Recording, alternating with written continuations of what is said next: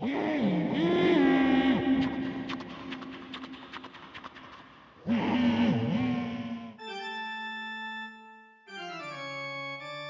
to Frazlecast, a podcast by a Blizzard fandom about World of Warcraft and geeky stuff. Each week we gather around a table with people from Azeroth and beyond. This week, evil mages have invaded the Void Drift, and Lady Emma is defending herself from the evil mages and all that. The agenda is written. Yeah. Tonight, we have Siilverbolt, the Convert to Shenanigans and Friday Night Fight Night coordinator, and a CTR events officer for Convert to Raid. She is going to be attending her first BlizzCon this year. Look for the red and gold dragon chainmail. Woohoo! Yes, well, welcome to episode 24, Bolting Off to BlizzCon. I'm sorry, I have to use all the puns on names. I like it. That was like the very first one I was on was the Silver Lining. Yes.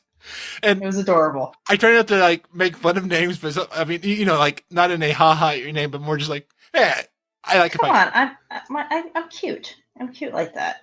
Like there's somebody I know who, whenever I check them into this organization, I'm always like, I know you. Your last name is the same name as this one character in the show. And it's like, I hope that they like that show. Thankfully they do.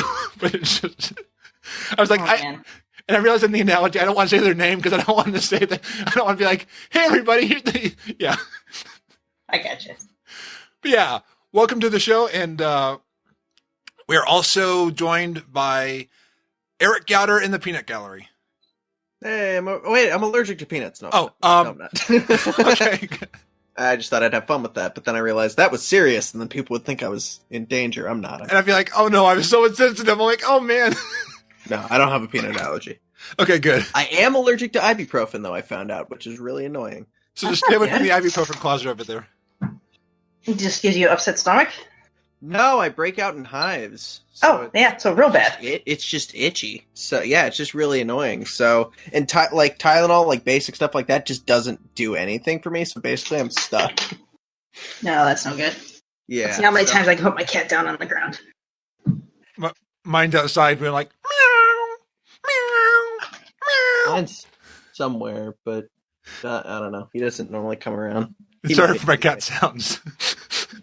For most of the time where she doesn't want, she lays down elsewhere, she comes and joins me every once in a while, but then she'll stay for a little while and then she'll leave.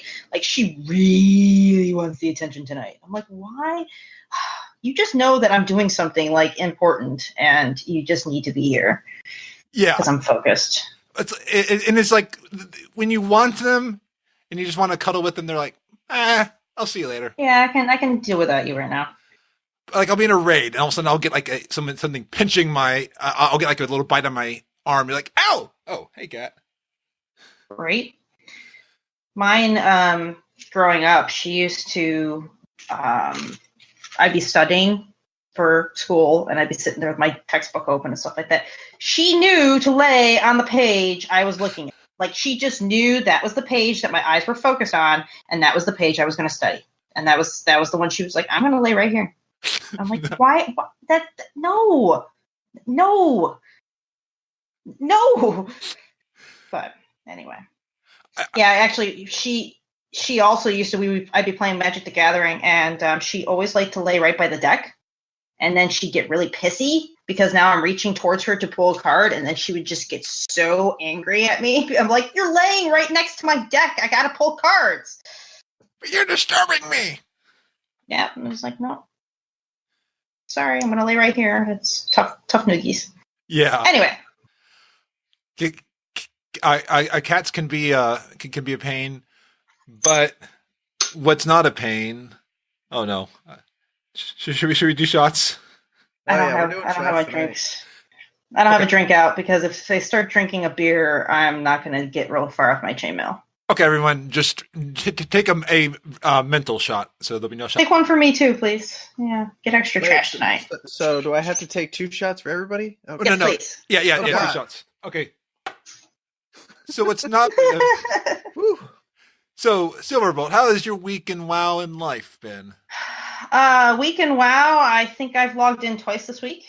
Aside from last Friday, we did a special Black Temple time walking event. So Friday night fight night got the bump this last Friday, and so we did a Black Temple raid because it was time walking and BC time walking. So it was worthy of the bump for sure. And we had a huge turnout. Some notable names from the Convert to Raid Guild and beyond kind of showed up that night too, which was really, really cool. So we had a lot of fun that night. We finished in pretty decent time, about 2.5 hours. Nice. And then Sunday was the normal Convert to Shenanigans. It was a considerably weaker turnout, but it was still fun with friends. We didn't finish, unfortunately. But aside from that, it was still a good time. You know, it's just fun to get together like that and do something as nostalgic as Black Temple. But that was about it. I think I logged in maybe once or twice for the Halloween End event just to do the Headless Horsemen's. I think I've done it twice so far. And that's about it for WoW because it's just I've been doing chainmail nonstop. I've had a couple commissions to finish up, and I decided to make a bunch of keychains to bring with to BlizzCon to give out as my quote-unquote swag. Wait, you're going to BlizzCon? Yes, I am. Nice! Oh. Yeah, so everybody knows that by now. No, I've only been posting about it everywhere on Twitter. I just wanted an excuse to use... Yes! Bah, bah, bah, bah, bah. Thank you, Thorn and Fist. I can't not do that anytime. Bah, bah, bah, bah, bah. Yeah, and they're amazing. Oh my gosh. I've been chatting with them on Twitter here and there, and it's just it's amazing to be like, you're actually talking to me. I have too many Discords. I can't keep up with anybody. Like, they have an amazing Discord and community in their little group. I have a character in their guild. I've only logged in times just to play their auction house, and that's about all I've done. And I'd like to hang out more, but I don't have time. And it's about to be a lot less time because, you know, you're talking about my life outside. I've kind of come to the decision that I do not want to be doing my current job for the rest of my life. And I'm thinking of a career change.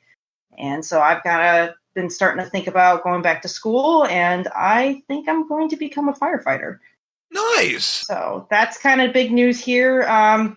The funny thing was I was looking for a new documentary on Netflix the other night, and I found one called Fire Chasers. And it was about the firefighters in California fighting the wildfires. And I was like, that looks like freaking fun. Like, they got dropped off on top of a mountain to go fight a fire by a helicopter. I'm like, I want to do that.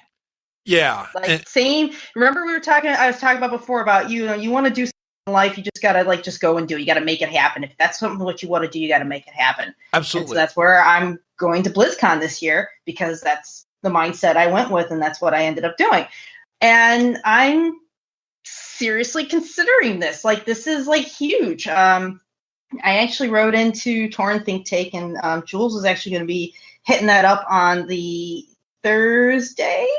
I think they're going to be reviewing it. They're going to be talking about something along those lines because it's like a big career, big life change. I mean, I'll be moving from Chicago to California. It's just kind of crazy to think about it, but it's a couple years off. I was doing some of the research into what to do to get to the final goal of fighting fires in California, the wildfires. And I have to go back to school. I got to go get my fire sciences degree, EMT training, and on-the-job training, things like that. That'll guarantee me, or at least give me be a better-looking candidate to get into their seasonal firefighting positions.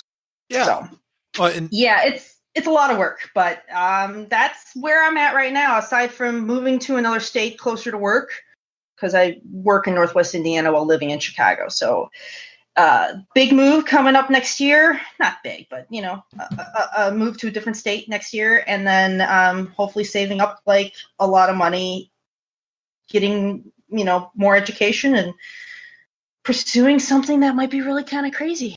So that's me in a nutshell right now. Yeah. Well, and what you're doing is kind of what I've I went through a course on on finding your vocation, and a lot of vocations, the ones that you truly like, are the ones that you're drawn to. So I applaud you. It'll be exciting just to see the journey. I can't. Watching the documentary was yeah, it's gonna be crazy, and it's gonna be dangerous, but it looked like a lot of fun. And I went to school for environmental earth science. I took an internship out west in Wyoming, and I love the mountains. Like, I love large scale earth sciences. Like, the one thing that got me involved in all of like earth science and things like that was actually, unfortunately, the tsunami that happened in, I think, Indonesia. Yeah. Where like the tectonic plate moved 8 inches, 8 feet, something. I don't remember how big it was, but like, that's huge. Like, this gigantic plate that holds our earth together moved that far. Yeah. Anyway, I don't want to go, digress too far, but like, that kind of stuff fascinates me. And I saw this documentary and I was like, I'm going to make this happen. I think this is going to be really, really, really cool. So. Absolutely. And what you're saying, you also said a key thing, that your past experiences have shown you where you want to go to. So it's not just like a sudden change, but you're going off of what you've found that you like. Exactly. Nice. Exactly. So, yeah, check in with me in 6 years, and hopefully I'll be in California. And what if you're working for Blizzard on their costume department on one side, because by then we'll have like live action WoW, and then you'll be fighting fires. That'd be cool, because if I move down to the LA area, that's and that's general vicinity. That'd be very cool. Yeah. I won't have to fly to BlizzCon anymore. I'll just drive. Yeah. And the parties. I mean, so even if you don't get a ticket, you can just go to all the parties. Yeah, exactly. Nice. Anyway, so that's me. Moving on. The next topic. After amazing. We have other people, don't we? Who else is here tonight? Oh yeah, Eric's here. Oh, I'm just sitting over here. You're just sitting there in the peanut gallery. What have you been up to, Eric? Yeah. What am I doing over here? Oh, I'm just doing same old. Been heavy into putting some videos together, so got some inspiration. How'd your driving lesson video turn out? Was that a project you had to turn into school, or? No, that was just to put in the internet for people to enjoy. Yes. Oh my god, I gotta watch that. We need to put that a link somewhere. Oh, I got it. We can hook you up with. And what was amazing about that one? So it was like the pictures of the still shots of Frazley. Oh yeah, freaking out. And what was funny? You haven't seen the video yet. Oh, yeah. No, I have not. Let me pull up a link. Well, and what I love about that one was, I'm always telling people to follow their dreams, to try new things. Well, that morning, I'm thinking to myself, no, I don't want to do this. I don't want to. I'm going through all the worst possible scenarios and thinking like, this won't be great. I had a blast. Yeah, I'm just imagining all the things if I'm going to be, moving to California. There's so much stuff like out that way that's within, arm's reach at that point. Like, I'd love to try kiteboarding. I'm already scuba certified. I'd like to be able to go scuba diving regularly. Go hiking in the hills, be a drive away from Yosemite. Like, that is huge in my book for the things that I like to do, the things I want to do, the things I want to try in my life. I mean, I'm going to be 32 in just about 3 weeks. So it's kind of a turning point. You hit those little milestones in your life. There's that one when you get out of college, and then there's one right about now, and then there's usually like another one once you reach your 40s. And I'm hitting one of those right now where I'm realizing working is just it's not something I want to do. I'm not, it's just weighing me down. It's time to, further my education and find something else. Yeah. So. To take what you've learned from where you are, but don't just plateau where you're at.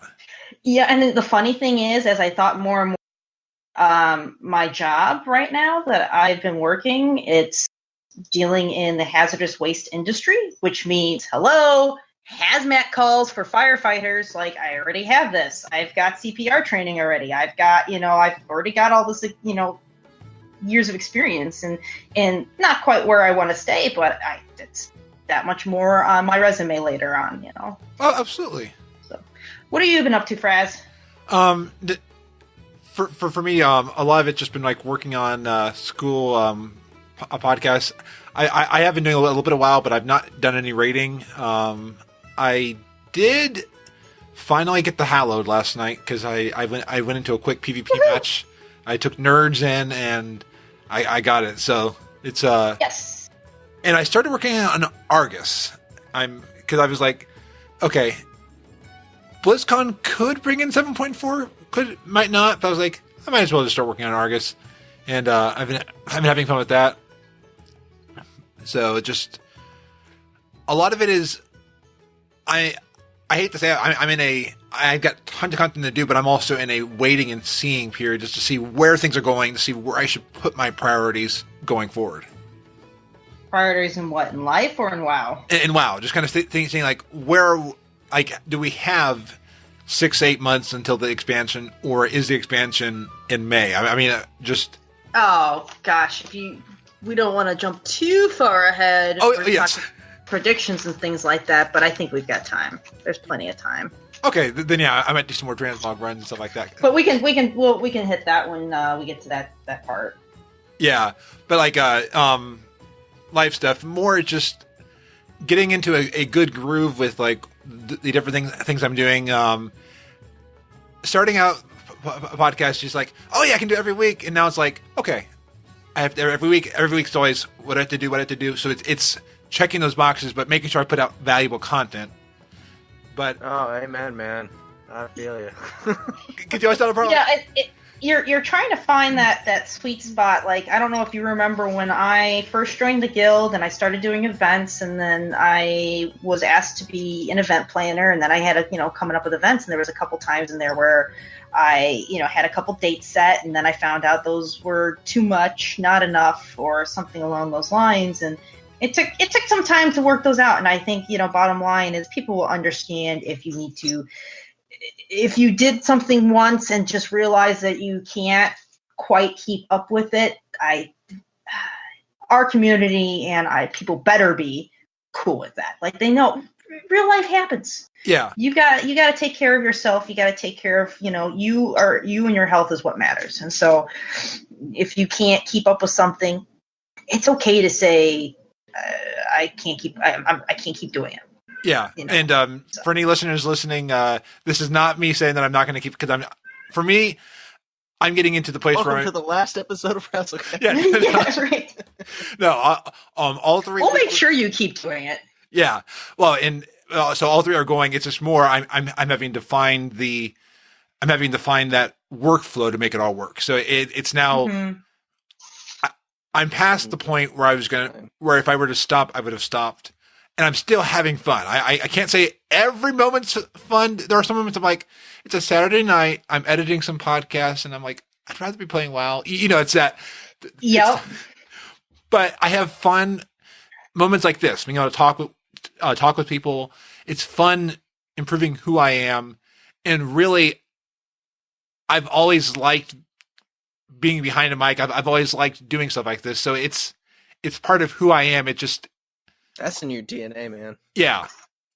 Well, it's like, it's fun. Like the Be Great Today. That's actually what that podcast.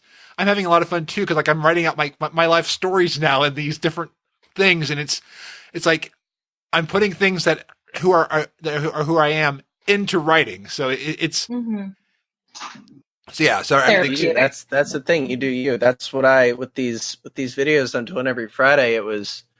For a long time, I was just kind of making them because I started doing them because at first I was really depressed and just there was all this garbage and negativity on the internet. I was like, I just want to put something that's stupid and it doesn't matter and it doesn't have to be anything. So like I put a video of me filling up a super soaker with Mountain Dew and blasting myself in the face. Yes. Purely that's just. Awesome. Yeah, just because I was just like, I just want something that's stupid out there, and then trying to figure out what this thing is, and the past, I don't know, 3 months, having done it pretty consistently, figuring out what it is, and also realizing I don't have to try and be a certain thing. It's like I'm weird and derpy and stupid on my own, so just like my ineptness at most tasks that I'm doing tends to, play fairly well. So I'm just kind of leaning into that now. So it's just you find your thing, what works for you, and then the audience will find you. Yeah, exactly. Speaking of which, I need to follow you on YouTube. Oh, thank you. Or Eric, you mean? Yeah, sorry, Fraz, not you. I'm up to 16 now. It's like no. But yeah, and like one of the cool things that gave me more fire was Pat Crane did an amazing VO bumper now. So at the end of all the podcasts, yeah, I haven't listened to it yet. Oh, I'm so excited. Was that thing that you had me listen to a couple weeks ago? Yeah, that thing sounds awesome. And it sounds awesome. I didn't know who he was. He was like, hey, all he said when he told me about it, he was like, some guy recorded a thing for me, because he's had a couple of different things he sent me and even I've done a couple where it's just like somebody's recorded a couple bumpers from him. I was like, oh, okay, cool. Then I listened to this thing. I was like, oh, hell, that is super legit, whatever that just was. Yeah. And when I got the bumper, I was like, yeah, that's what I need to do. How did that come about? Like, did you ask him or did he offer? Like, I'm just curious. No, I emailed his podcast launchpad to do to look for a quote because one of his services is VO, and then hopefully it's okay if I say this. He said that I didn't have to pay to pay for that one, and it blew me away because like I already had like this money set aside to give him. So sorry, Pat, I had this money set aside for you. So if you still want this money, let me know. Hey, well now that he gave you a taste of what his product is, you can definitend he's got you hooked now. Isn't that how drug dealers work? Like they hook you up, but the first one's free. Yeah. Oh, and so now we're relating Pat Crane to a drug dealer. Right. What have you gotten yourself into? Well, and only reason is like I don't know what he put in that Kool-Aid, man, but I'm here. I'm eating it up. And well, in part of more CTR, I'll just take it all. I didn't want to say that was free because I don't want somebody else to go to hey Pat, you did something free for Frazley. Can you talk? I'm like no. This was one where Pat went above and beyond. He went amazing, and I did not expect this. So Pat, he went above and beyond and amazing with just podcast Launchpad, isn't that? Oh, free? Yeah, it's free and amazing guide. Like I was looking at that and it helped me solidify a few things. I recommended it to a friend of mine who actually wanted to get into doing a gaming podcast. He's pretty big time gamer, the current games, console games, things of that nature. And I tossed it his way because he was talking about wanting to do a gaming podcast. And, I even asked him before too. And, I said, oh, hey, have you checked that out or whatever? Because, knowing this is actually part of even being in CTR, knowing that Pat was kind of throwing that out there, podcast Launchpad, I think when he was talking about it on Convert to Raid on Battle.net News. And but he's like, my friend said, he's like, yeah, I haven't really had time to do it. I think it's just kind of a pipe dream at this point in time. And it just keeps coming back to like, if you want to do it, just do it. Like, you're holding yourself back. Yeah, I mean, Frazlecast was just a just do it. I was joking with the Blue Recruits on Twitter. They were announcing a new project, and they said, hey, what do you think of this new project is? And I jokingly said, oh, it's the new Frazlecast. And I was like, oh, okay. So I took it. I mean, because there are some days I'm like, there are some days I regret getting the name because it can be hard to market it. But now it's who I am. Hey, I'm Siilverbolt. Even though, we're talking about World of Warcraft here and what's coming up, and it's like I might be playing my druid for an extended period of time before the next expansion comes out because there's a lot of druid stuff I really want. So I might become Snuggleguts for a while. Okay. Well, my druid, yeah. I think Pommy Tappet on Twitter, follow her. She's an amazing gnome. She does a lot of stuff with the battle pets. Oh, Tommy. Yeah, I love following her because like she'll have like the funniest caption on a photo. I mean, so yeah. She brings joy to my day. So and I guarantee she'll bring joy to your day. Sounds like a sponsored post, but yeah, no, it's she was trying out goblins one time. At least I think this is how it happened. So for like, I think 17 days, she was posting as a goblin. I was like, that's awesome. Just trying different things. Right? Just changing it all up. But and speaking of like ventures, I mean, this is not a transition. This is more going off of what you were saying. Pat's even finding with the podcast Launchpad, he started with one thing. Now he's kind of finding where it's going. He had an email that was saying like, now I know where I want to move it. And so it's fun seeing projects morph into what they're becoming. Right. Yeah. Exactly. As you discover more, and in that on that topic, it's like seeing what's become of a lot of our World of Warcraft and Blizzard podcasts and what's coming on with them. I mean, the Instance has done a couple changes and a couple things here and there, and that's where Scott Johnson has come up with Exploding Tire now. He's got Core.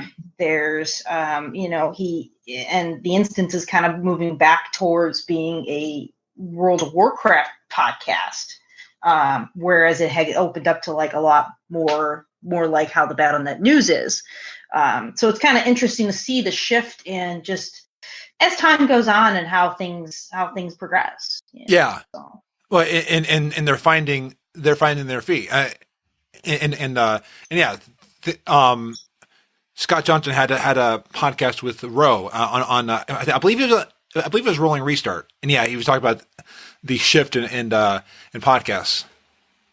Mm-hmm. It's an interesting human psychology and just in general, like the behaviors of how things move and how things flow like that is so fascinating sometimes. Yeah. So, anywho. So yeah, so this so anybody go out to Podcast Launchpad. If you want to start a podcast, I highly recommend it. Just do it. Don't worry about everything. Just do it. And yeah, follow podcastlaunchpad.com. They're not a sponsor, even though Pat did an amazing VO. I told Pat he is getting mentions when it works in context. He's getting mentions for life. So. Mm-hmm. Told you, he got you hooked. He got me hooked. Yeah. I was just watching Ozark about drug cartels and stuff like that. And you were watching Ozark? Yes. You? Oh, yes. Okay. It's actually a very interesting thing on psychology. Nothing in that show that I would think you would like. Jason Bateman. I'm enjoying. It's an interesting. What were you expecting in an episode of Arrested Development, and then you're like, "Oh God, this is so different." I like shows like Breaking Bad and Ozark, where I love Breaking Bad. I can't even talk about it because then I'll just spend 6 hours talking about that. Yeah, that was one that my friend and I we wanted to keep watching because we watched it, after the fact, after it was already over, and we were watching it, and we wanted to watch more of it, but we needed time between episodes. We couldn't. There was just so much to digest. Yes. Yeah. Holy crap. Anyway, we can do that for a whole nother episode. Actually, that's even there you go. There's another idea, Fraz, if you want to do movie and show spoiler episodes where we just kind of discuss stuff absolutely. That's I'm going to watch it again. I would love to just geek out on Breaking Bad. Right? I think it's nearing. I'm at the point where it's been a couple years since I watched it all the way through that I might be ready to watch it again. It's that thing you get it, you do it once, and you're like, I need some time to decompress from this. I can't do it again too soon. Yeah. Yeah. Well, and Better Call Saul has been getting me into wanting to do that. But to watch Breaking Bad, I'm gonna tell you though, those are two very different shows. I know, but the character Better Call Saul is very good, but it's very different shows. I watched a couple episodes of that, but anyway. Yeah, no, but I love the story they're building about Jimmy. I mean, and oh yeah. It's making me understand Jimmy when we get to him in Breaking Bad. Sorry, if there's spoilers for Breaking Bad, I'm sorry, but it's been years. Breaking Bad's been off the air for 5 years. People should be caught up. Okay, yeah. Right, it's the statute of limitations on that, yeah. Yep, it's up. But So. Yeah. there aren't statute of limitations on the next thing. Just before Take a shot. Yeah, we're taking a shot. and this is one otherwise I'd be talking about Breaking Bad for the rest of the podcast. So Is that really a shot? Did you really? No, but he's got a really good sound effect for it. Yeah, Gotcha. I'm the one over here actually drinking. I have water. But Again, I can't. As much as I would like to drink, I can't because otherwise nothing's going to get done. yeah. On the plus side, I think I've got about another 10 to 15 keychains done in the time that been on air. Oh, Nice. Being productive while working. I've got nothing done. I was editing, but I'm like, nah. This is my second video this week, so I'm like, no rush. Oh. What's up, Fraz? No. I was thinking of like if I had a sound effect. I'm still building my sound effect library. So because you said something. It was like, give us the horn, man. Give us the horn. It's always a good palette. Okay. builder. Here's the horn. This is why I need 2 monitors and stuff like that. There we go. Bam, bam, bam, bam. I'm saving up for that. I'm saving up for that PC. So in the next 2 years I'll have it. So, Woohoo! but so I want to hear more just about the awesome CTR Minnesota meetup. Y'all went to it, but then I didn't hear much about it. I was just curious. I mean, it was kind of quiet, kind of low key. And I was going up there for multiple reasons. I mean, I really wanted to meet the folks who did happen to live up in Minneapolis area, as well as I had a friend who was like, "You have to go to the Minnesota Renaissance Festival. You got to go." They really wanted to, see me there too. Which, of course, he didn't even actually go that day. I'm like, I didn't even know where the heck he was. Yeah. He only knew about me going there for months. I said, "Hey, this is the date I'm going," and he wasn't there at all. So anyway, so I just planned it out a long weekend. I drove up on Friday with my mom. My mom came with me because she secretly, I think, wanted to know who people I'd be flying out to California to hang out with. Plus, she didn't want me. She did the mother thing. She's like, "I don't want you driving 7 hours by yourself. I was just worried about you." But I was okay with it because it meant I didn't have to pay for the hotel room by myself, and gas was split between me and my mom. So it was a good time. It was all right. It was a lot of fun. So we drove up on Friday. I had made plans. Or rather, let me put it this way. So I scheduled, the meetups Friday night, all day Saturday, and Sunday morning as kind of a, hey, I'm going to be here, here, and here at these times. Come join me if you can. Yeah. And it was more of, come if you can. If you can't, that's fine too. I just want to let you know that I'm here, I'm in town, and I'm available. So yeah, I got there. My mom and I, we got there on Friday night and then got ready. We went to dinner and met up with Valenhall, also known as Cell. Brady. Everybody knows him as Brady. Brady Beard Face. Yeah. I can't remember his full Twitter name, but he's a very, very bearded guy. So sweetheart, absolutely. I mean, it was a lot of fun. So he showed up on Friday. We went to dinner at the Herkimer Bar and Food Establishment, and then it was just Brady and us and my mom and I, and we walked over then to the Up Down, which is a beercade. So it's an arcade and bar, like old school arcades. So it was like pinball, old school like Simpsons and Primal Rage and like old school like video game arcade machines, things like that nature. And that was a lot of fun. It was really neat too to see that like the quote unquote kids who were going out on their Friday night to go to the Up Down, they were like going dressed up. Like they were dressed up in like early 90s or 80s kind of like gear and things like that. Like their spandex pants and their hair all done up, and it was just kind of neat to see that was what they did on their Friday night. I'm like, that would be so cool. Yeah. To, have that opportunity and do that, like once a month or something like that. So that was Friday night, and then turned in, went back to the hotel, and then Saturday headed out really early to go to the Renaissance Festival. Met up with Shoral and Brady. that morning, and I was in my full get up, my full garb, and we headed into the park and just had a lot of fun. We walked around, and it was neat hearing from I've gone alone most times to my local Renaissance fair. I've gone with some friends too, but it's really interesting even when you go with a handler. They call him a handler. So, when you're in a mask like that, you can't quite see your peripherals. You can't quite see, who's coming up behind you, who wants a picture with you, who's trying to get your attention. You can't see it. Sometimes you can't even hear it depending on how if they're talking low or something like that. So having somebody else around you is really handy because then they can get your attention and be like, oh, hey, there's a kid over here who really wants, a picture with you. And so it was neat hearing, having them with me because then I was hearing the reports from them of like the look on kids' faces, like just the awe of like, oh my God, it's a dragon, like it was just kind of really neat. It gave more credence to what I was doing and why it's as fun as it is, and seeing the faces light up and posing for pictures and people just having fun in the fantasy of the world of the Renaissance festivals. And that's, I love that so much. It's just a lot of fun to get into a character and have fun like that. So yeah, that was on Saturday.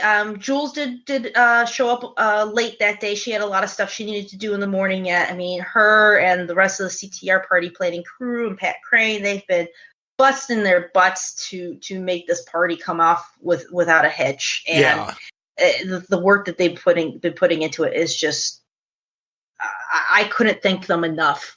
So she showed up later in the afternoon. Unfortunately, traffic. What would have been an hour drive for her turned into a 3-hour sitting in traffic just to get into the parking lot. And I just felt so terrible that she got there. We were there. She was there for maybe an hour and a half.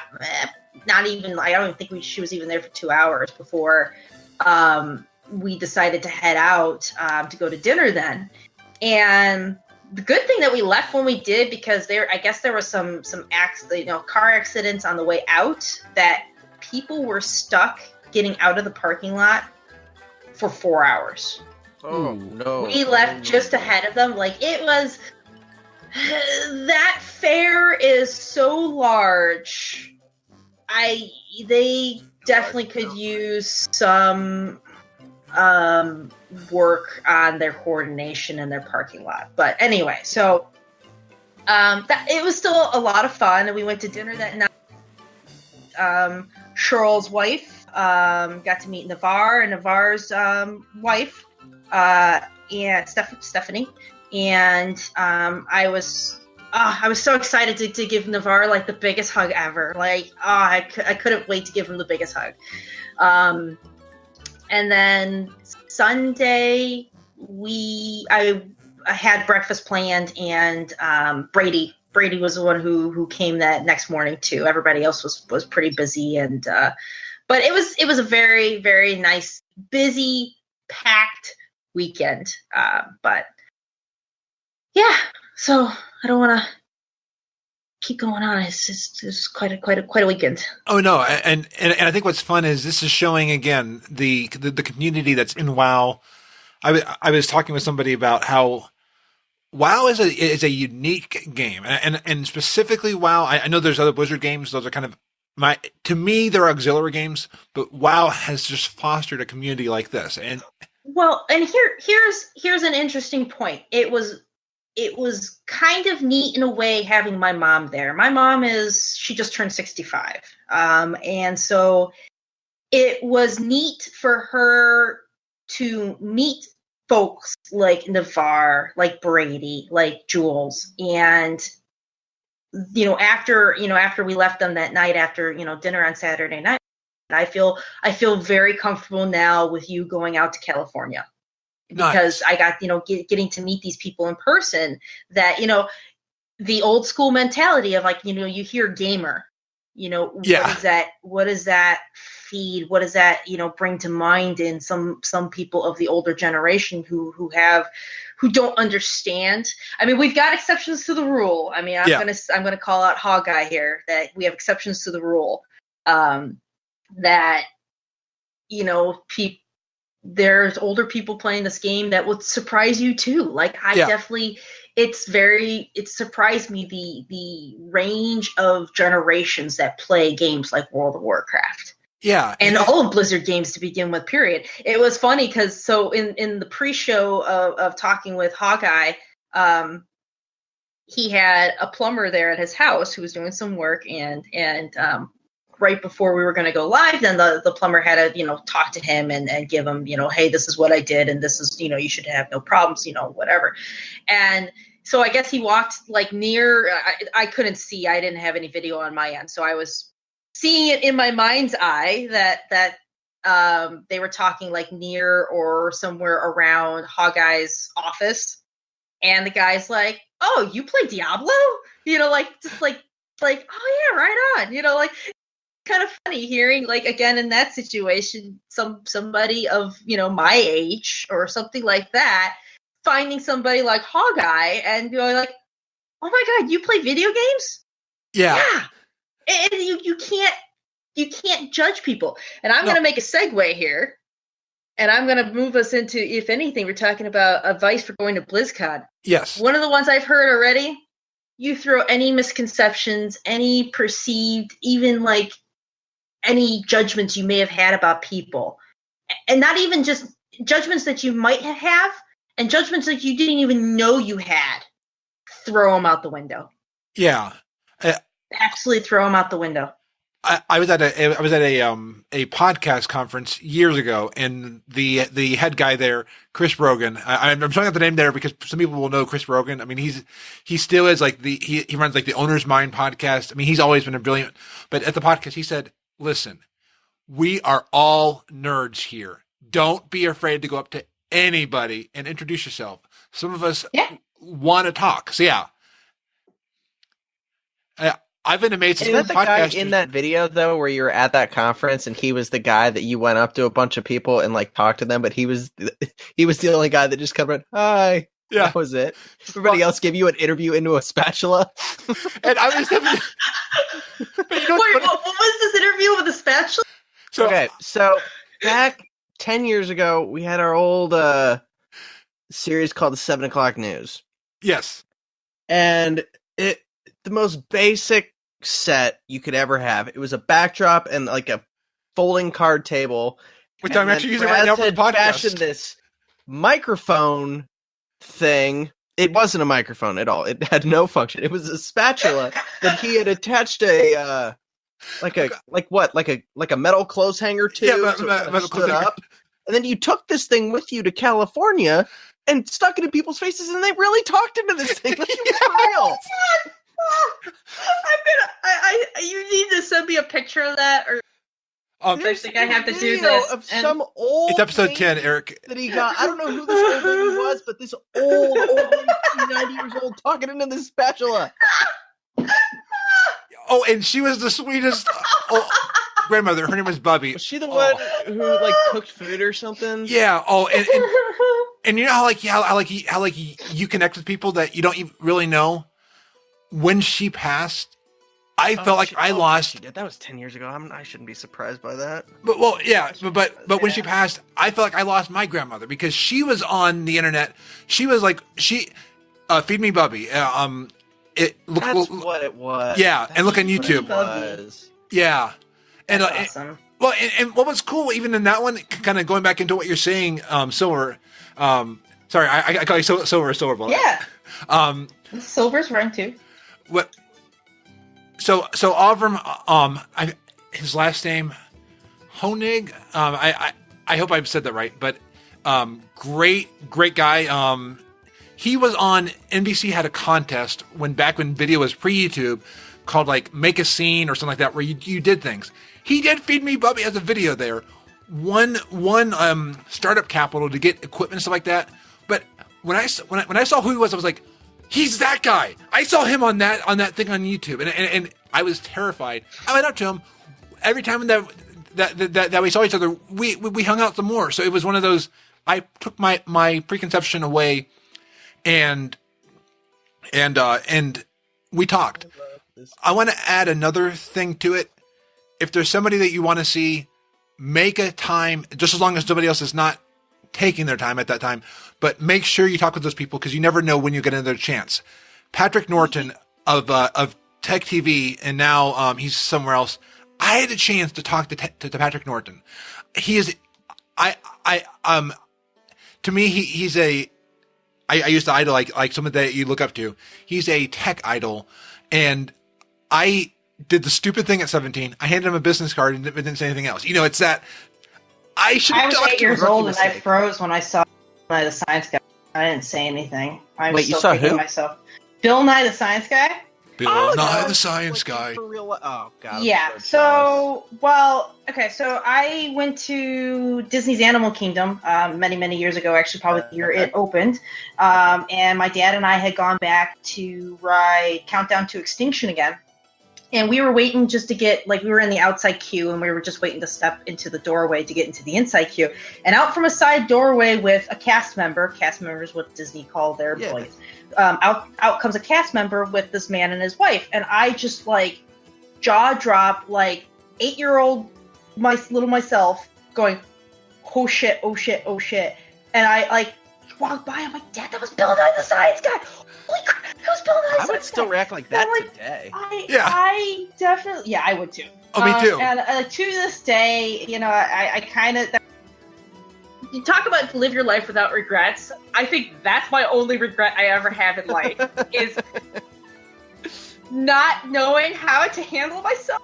Say anything, because I bet anything, I knowing the kind of person he is, or at least the kind of person that he perceives to be out there, that he would have probably lit up with excitement and joy to see somebody like myself excited about science. Yeah. I was 8 years old, and I'm like, oh my God, that was his goal with his show, was to do that, was to bring science to young minds like that. And I'm sure he probably would have been excited to hear. I probably should write him and be like, hey, so... Remember that time you were at Disney World and you came out that side door? Yeah. I was in line, I saw you. Let's hang out. Actually, if he did that, I bet that would... Because, I bet that would actually make him feel really good. I think we get an idea that big celebrities, either big like broadcast, or even big as podcasters or YouTubers, we think that they have it made. We think that they have all this, that they have all these beatitudes given to them, and all these platitudes. Platitudes is what I was going for. But but sometimes they might be going through a hard time, and something that you say to them may actually help lift their spirits. There, on that subject, it's kind of funny about on Friday night during our Black Temple time walking raid, and Pat Crane was there and other people as well too. And I was talking about how I was talking about Scott Johnson, and I was really excited. Oh, we had gotten onto the subject of core or something along those lines, and I'm like, I was making the comment of, and I keep saying this, that you got to know that you're doing something right with a show when somebody who doesn't play the game listens to your show. Yes. I don't play Heroes of the Storm unless there's a World of Warcraft mount involved, like there was previously. I don't play Heroes of the Storm, but I love listening to core. There's nothing that compares to Scott Johnson, Bo Schwartz, and John Jagger. The three of them together are amazing, and I can't wait to meet them at BlizzCon and hear them on their panels or anything that I know a couple of them are going to be a Con Before the Storm. And then Scott Johnson and Pat Crane and Pat Beja are going to be doing the Instance Live on I can't wait to see that one. At BlizzCon. It's going to be on the live stream too. So I can't wait to be there to support them and what they do. Yeah. It's really cool. But Pat said as much when I was talking about this in the raid, that I should tell Scott Johnson about that. Yeah. And I thought I think I posted, I need to go in and I need to do my review on Apple, on iTunes, because of things like that. I know podcasters, they want to hear that kind of feedback, and they love it. It's something that they don't see themselves like that, and yet here's other people outside who do. Yeah, well, and sometimes, if that makes sense, on any feedback that the people get, it will sometimes be the negativity. The ones who are having a fun time with something won't respond. I've been listening to podcasts on podcasting by some people who have been podcasting for years, and they say, yeah. Podcasting about podcasting? Yeah. Watching a podcast and listening to a podcast? Podcast so many times. Oh yeah. I just thought, I mean, I feel bad that I've not been listening to as many World Workout podcasts, only because I'm listening to podcasts about how to podcast. Oh my God. I'm gonna throw out a complaint real quick here. Yes. If people who have the new iTunes, the new podcast app for Apple, there's like a tab at the bottom that says like listen now, and then there's another tab that I think says library. So I've been going to the listen now tab because that's usually what it was before. That's my main tab that has my entire list of all my downloaded podcasts, the automatic, all the ones I'm subscribed to, the ones that show up there. And I was listening to Core today, and I was thinking to myself, I'm like, because I think John was talking about Azeroth Roundtable. He just brought it up briefly, and I was like, oh yeah, I wonder if they were on a break. I haven't heard any new episodes from them. And then I was like, wait a minute, they definitely have some new episodes. And I'm like looking, I'm trying to figure out, because in the Listen Now page of the new app, it was never on there. And I went to the next tab over, my library or whatever like that, and went to shows, and there was like 3 of them I hadn't listened to yet. I was like, what the beep? I was really like, there was like, I don't know how many podcasts they were on that list. Because here I am thinking the whole time, like, wow, I'm actually caught up for a change. And meanwhile, there's like a whole backlog of them, like in this other tab. I'm like, you son of a stupid Apple. How dare you? I want to throw in a recommendation. I know it costs, but it is the best podcast app I've ever used. Castro. It's spelled like Fidel Castro's, but it's a Castro. That app. So it's Fidel Castro's podcasting app, then? No, it's not. It's made by a company called Supertop. I don't know why they call it Castro. Called what? Castro. No. The other thing. A Supertop. Oh, okay. I thought you said Stupid Top. I was like, that. No. That's what I was like. That can't be right. Yeah. The reason I love Castro because I can subscribe to different podcasts, not have to worry about creating a playlist, but like it'll say, hey, here's the episodes. Do you want to add them to your queue? And you can keep adding things to your queue. So that way I can listen to so many different podcasts. Because before I went to Castro, I was on like a podcasting playlist. I was in a WoW playlist, a tech but they weren't coming. They weren't in the same. I was missing episodes. Now it's like, okay, I'll queue this up. So then that way this will pop up. This will pop up. I'm doing better now that I figured it out. And yeah. Complaining about how, when you go to iTunes and there's an option that says review, there wasn't like, I couldn't find the review option on podcasts on iTunes. And then I found months later, I still haven't made any reviews. I'm sorry, people. I'm sorry, podcasts I listen to. Really, really, really sorry.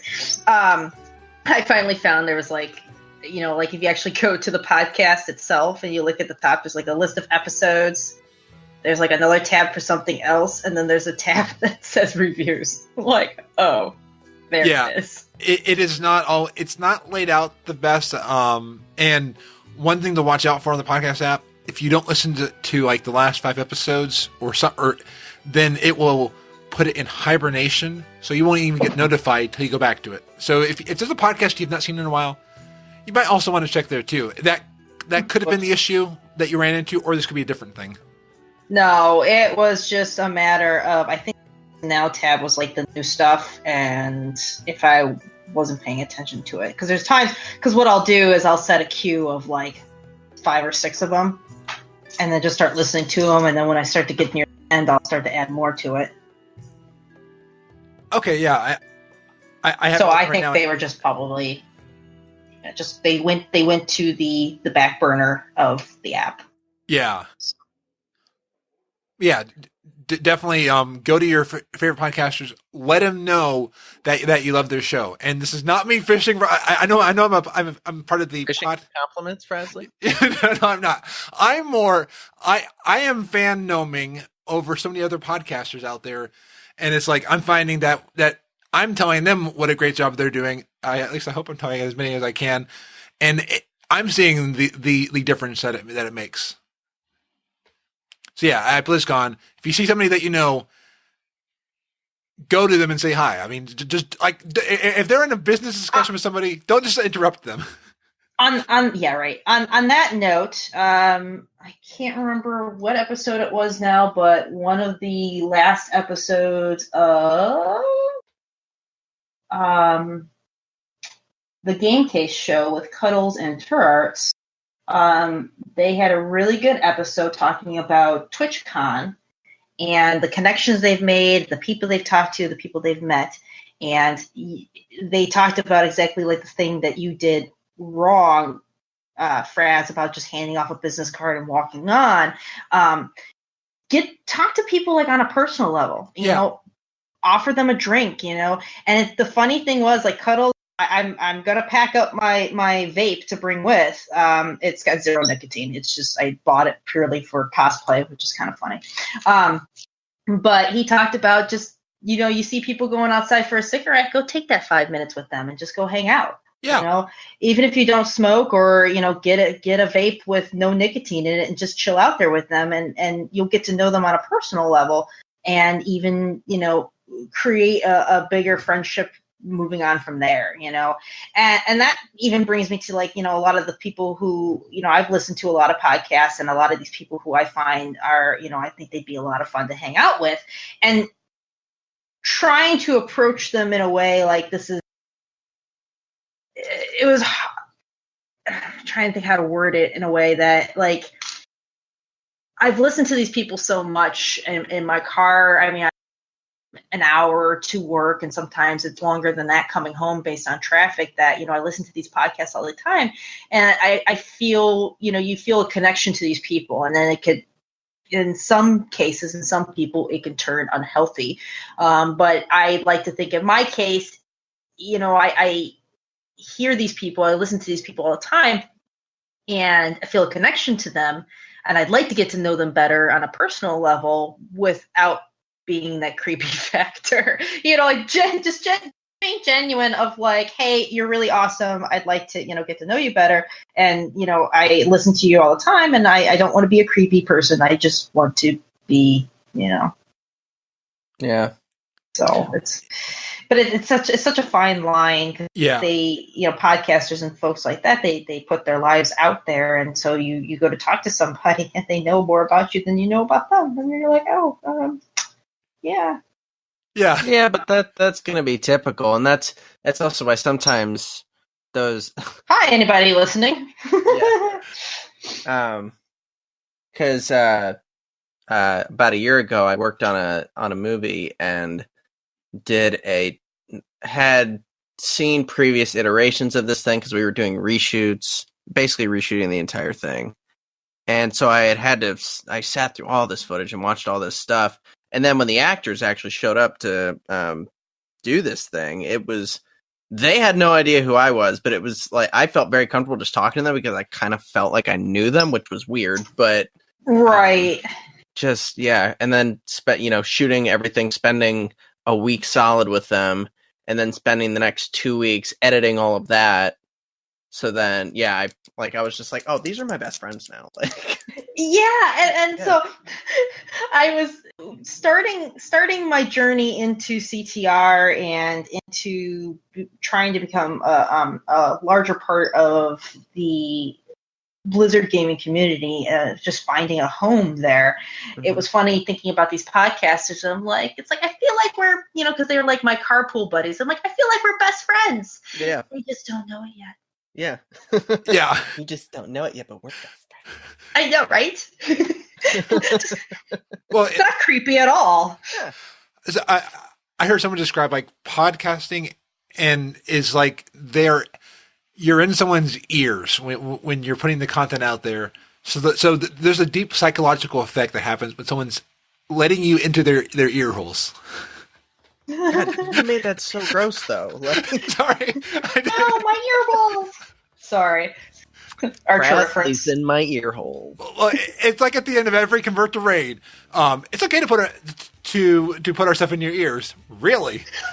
Yes, and you know what? I have to laugh because you again on the line of like someone to like you know you're doing something right with your podcast when your listeners listen to the podcast to the end, including all your bumpers, and they talk along with it. Oh, absolutely. Oh, and like what you just said, like Pat Crane's, it's like it's okay to stick our stuff in our ears. Really? Yeah. Like there's that one, and then Lagging Balls has some pretty good ones. It's like, like we love you ballers inappropriately. And it's stuff like that. Like you feel this connection to it, and it's you know you're doing something right. Well, and like I will sing along to the Battle.net news. Like I'll hum along to it. I have to hear it to hum along to it. But the Blue Recruits they have a song before their intro. And God, not this. I won't play it here. Okay, then go.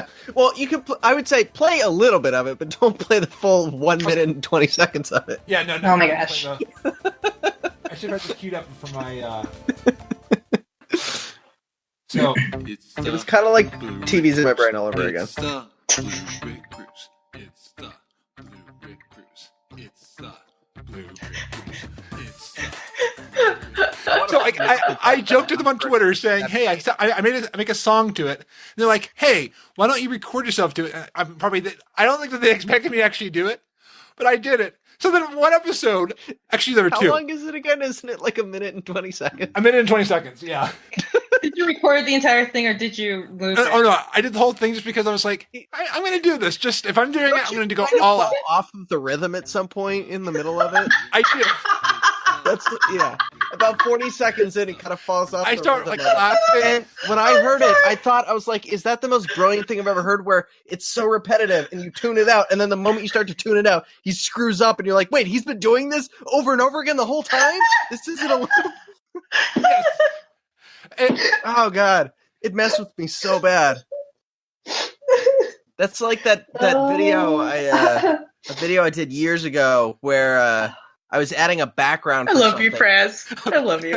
I added this background, and it was this really obnoxious, insane background full of like giraffes and penguins and Hello Kitty. It was meant to be just the most obnoxious looking thing I've ever seen. And then in the corner, I was going to put a picture of Gary Busey. So I image searched Gary Busey. The first or second thing that comes up was him, but they took like a bodybuilder's body, took off the head and put Gary Busey's face in the torso. And I was like, well, that just has to go in there because that's like the greatest thing I've ever seen. And so I put this thing, I make this video, it gets done rendering, and I just finish it. And then my friend comes by, he's like, you should have made Gary Busey blink just once. Just once. Just to mess with people. Oh, I regret that so much that I didn't. Oh, man. It bothers me so much. To this day, that's why every time I edit a video, I go through and I watch it 700-800 times before I ever finish it, because just watching it over and over again, it's like, does something stop working? Is something bothering me? Or it's like, is there a little detail that I can add in there? Because ever since that time, it's making me mad now that I still didn't do it. I think that's something I just can't do, and I think this is why I'm more I'm a content creator, but yes. Unless you count me talking on a podcast as creating content. Which I guess it technically is for all intents and purposes. But I don't mind listening to myself speak, but on the other hand, like out of any of the podcasts I've been on already, I don't listen to the episode. I just don't I don't know, I just don't want to listen to myself, I guess. Yeah. Kind of odd. You know what? For me, it's like, it's done. It's out there in the world. Let it go. Like, yep. I don't want to focus on it or think about it at that point. Once I have it done, I don't generally look back at it. But when I'm still doing it, like when I still have the opportunity to make changes to it, like I shot something on Sunday edited it, got it done last night, and then I had an idea and I shot another thing today that I'm going through and editing, and I'm like, I don't know about the second one. But, and there was a point where you have to let it go. Oh yeah. And I'm not going to sing the song because when I don't want Disney. Okay, one line. Let it go, let it go. Okay, I'm done. I'm going to shoot you. Oh my. The irony of that song for me was that it was a song called Let It Go. People wouldn't let the damn song go. They kept freaking singing it for like a year and a half. Oh, I was so sick of it. See, now for me, I'm a fan of a band called Cowboy Mouth, and they have a song. Band. Oh, it's amazing.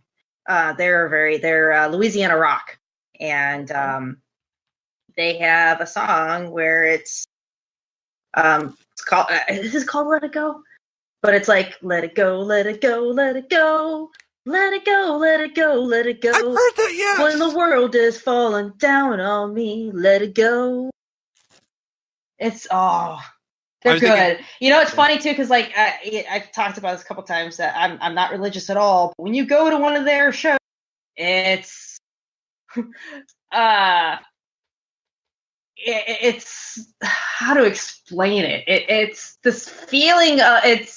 It's a religious experience you have at this concert. Yeah. Exactly. Yep. Yeah, exactly. It's if you have a chance to go see a Cowboy Mouth concert, go. Okay. The coolest part, the lead singer is the drummer, and he sits up front center in shorts, t-shirt, and no shoes. He's amazing. Whoa. Actually, the whole band is amazing. I'm going to listen to him after this. Yes, listen to Cowboy Mouth. They are good. Actually, watch their live. If you can, go on YouTube and watch their live videos. Right now. Yes. Live. I would... one of the big songs that they had is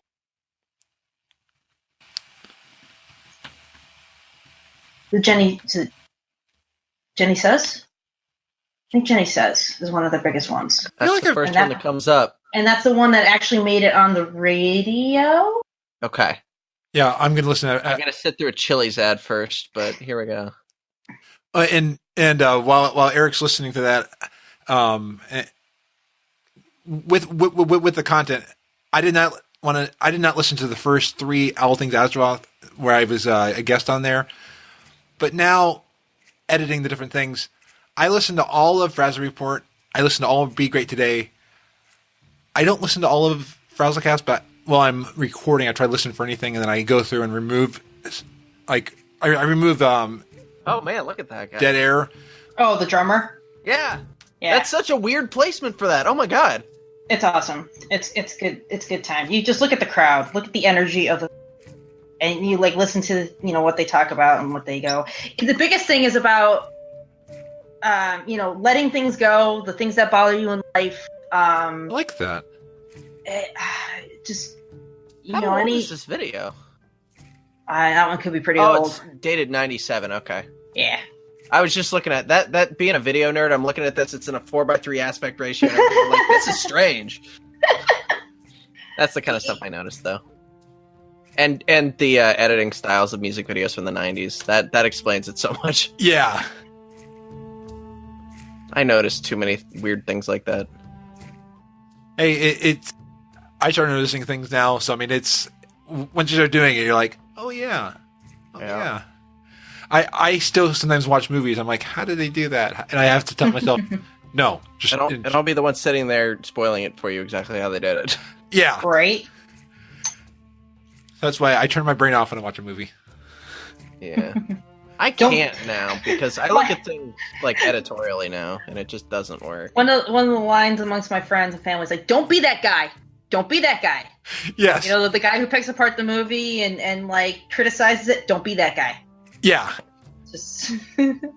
Whereas me and my friends, we made a web series last year and then earlier this year that specifically was just doing that. We found some of the crappiest movies ever made, and it's basically kind of like a video podcast, like a 20-minute kind of show where we find the crappiest movies, and then we just sit there, and basically it's you watching us watch the movie and react to its crappiness, but the take is because everybody will watch a bad movie and be really cynical about it and be like, oh, that sucks, that sucks, that sucks. And after 20 minutes, it's like a huge bummer and you hate it. So we're like watching it and being like trying to like see the best side of everything. Yeah. Trying to be like, no, I mean, this could suck worse. Yeah, no. Yeah, that's great. Yeah, so, but, and I like doing them, but they're such a monster to put together. So actually I have 3 still to put together, but I'm just kind of putting those off for a while. Is Food Fight out yet? No, it's not. That's one of the ones I put okay. Because they're 20 minutes long and they easily take me 2 weeks solid to edit. Like if I spent 10 hours a day for 2 weeks straight, then I would have one done. Like because they have sometimes up to 5 cameras going and I have to intersplice them and then layering and doing different things based on context to it's like is what's important, show the clip, show our reaction, or is it to show things simultaneously, whether they have something small in the frame, big in the frame, based on whatever the moment is, just to play up all the moments and the jokes and the different little things just right. There's just so many little things like that it just after doing 3 in a row, it's just you have no will to live anymore. So doing these fun Fridays is a little easier because I can turn around in about a day. So Oh man, I'm excited this week though because it's extreme pumpkin carving. So. Yeah. Oh my god! Talking about extreme pumpkin carving, isn't the Blizzard pumpkin carving? Yeah, I think that's going on right now. Do you have details on that? I don't have details. No, I don't. Aside from it happens and friggin' amazing the do. I mean, it's right up there with cosplayers. Like, holy crap! Oh, and Thorn just said they will look for you at BlizzCon. So sorry, Thorn, if I just we already talked about that. I know I was talking with him before too. Okay, definitely cool. Find me. You can get one of my dirty alliance. Yes. Yeah, I've got gotta represent. Sorry. However, I believe there's such a huge outpouring of interest in the said keychains that I'm going to have to come up with more after the fact. However, those I am going to have to ask for monetary reimbursement on because this was quite an expensive undertaking on my own. However, it's a really cool. Gotta give out swag. Everybody gives out swag. Speaking of Thorn and Fist, I want my buttons. I want one of each. There's like multiple buttons they're giving away, and I need to collect them all. Well, it's like Wildhead had a deal with the Blizzard Gear Store. After I saw that too. $73 on this shirt and my sweater, and it's like if I just waited a week, I could have gotten a pin. But then how would I choose between the 2 awesome people that they have pins for? So it's like, okay, Perculia. And well, I can't remember the other one. She's great, but then I also I like Trade Chat. Trade Chat responded to me on Twitter one day. I was like, yay! So they know my name. Yeah, they recognize me. And well, for me, I use Wildhead all the time, so it's fun when someone at Wildhead's like, it's the World of Warcraft Bible. Yeah, which used to be Thoughtbot. Right. Oh, I was really disappointed because I didn't realize, that the sale that when the Blizzard store first opened with the BlizzCon gear, that it was a pre-sale, and that really, really awesome Warcraft Traveler jacket was like $75. It is now $120. I didn't have 70. Kicking myself because, well, I'm kicking myself, and then again, I'm not kicking myself. Like, do I pay my phone this month or do I buy that jacket? So it's like, I think I need to pay for my phone. Nah, it's not really all that bad, but still. Well, and that field jacket I saw, but I was like, that jacket though, oh my god. Yeah. Like I as much as I really want some of the other really cool stuff, I've become a little bit more practical in the things that I spend my money on. And that's one of those things that, like, that jacket is a jacket I'd wear till it dies, and so it would definitely get a lot of use out of it with me. And I'm going to segue, and let's take a shot on that one. Talking about monetary and spending money, loot boxes. That's been the big hubbub as of late. Wasn't that dealing with a motion in the UK? Or no, was it Canada? Who was it that was... I think it was... I think actually both UK and US... because I think the US was looking at it, and so was the EU. I've only heard about the story secondhand. I haven't actually heard it, aside from the fact that what they're looking at doing is curbing, I think, like basically microtransactions is what they're looking at. Not necessarily loot boxes as being gambling, but microtransactions, I think, in general. And that is something that is... It's a dangerous game, even if it's, not gambling in the sense of the word gambling. Microtransactions do certain things to your brain that make you want to spend more money. Oh, absolutely. Oh God. I had my one kind of bender with those one time. I was just like, oh, that sucked on the other side of it. So I was just like, anytime I encounter one of those, I'm like, all right, I'm just not playing this game anymore. Yeah, exactly. I've gotten to a couple times there. I've done the very, very bad thing and gave them a large sum of money, and was not too happy with myself afterwards, And because then once that all those gems ran out, it was like, now what? Now I need to give him another $100. Oh, that's not gonna happen, And it's more like you just pay money to get more instant gratification. Like yes, and it's so unsatisfying. Yeah, there was a game. It's hard. I sorry, I didn't mean to. Oh no, you're fine. I'm almost wondering, looking at the psychological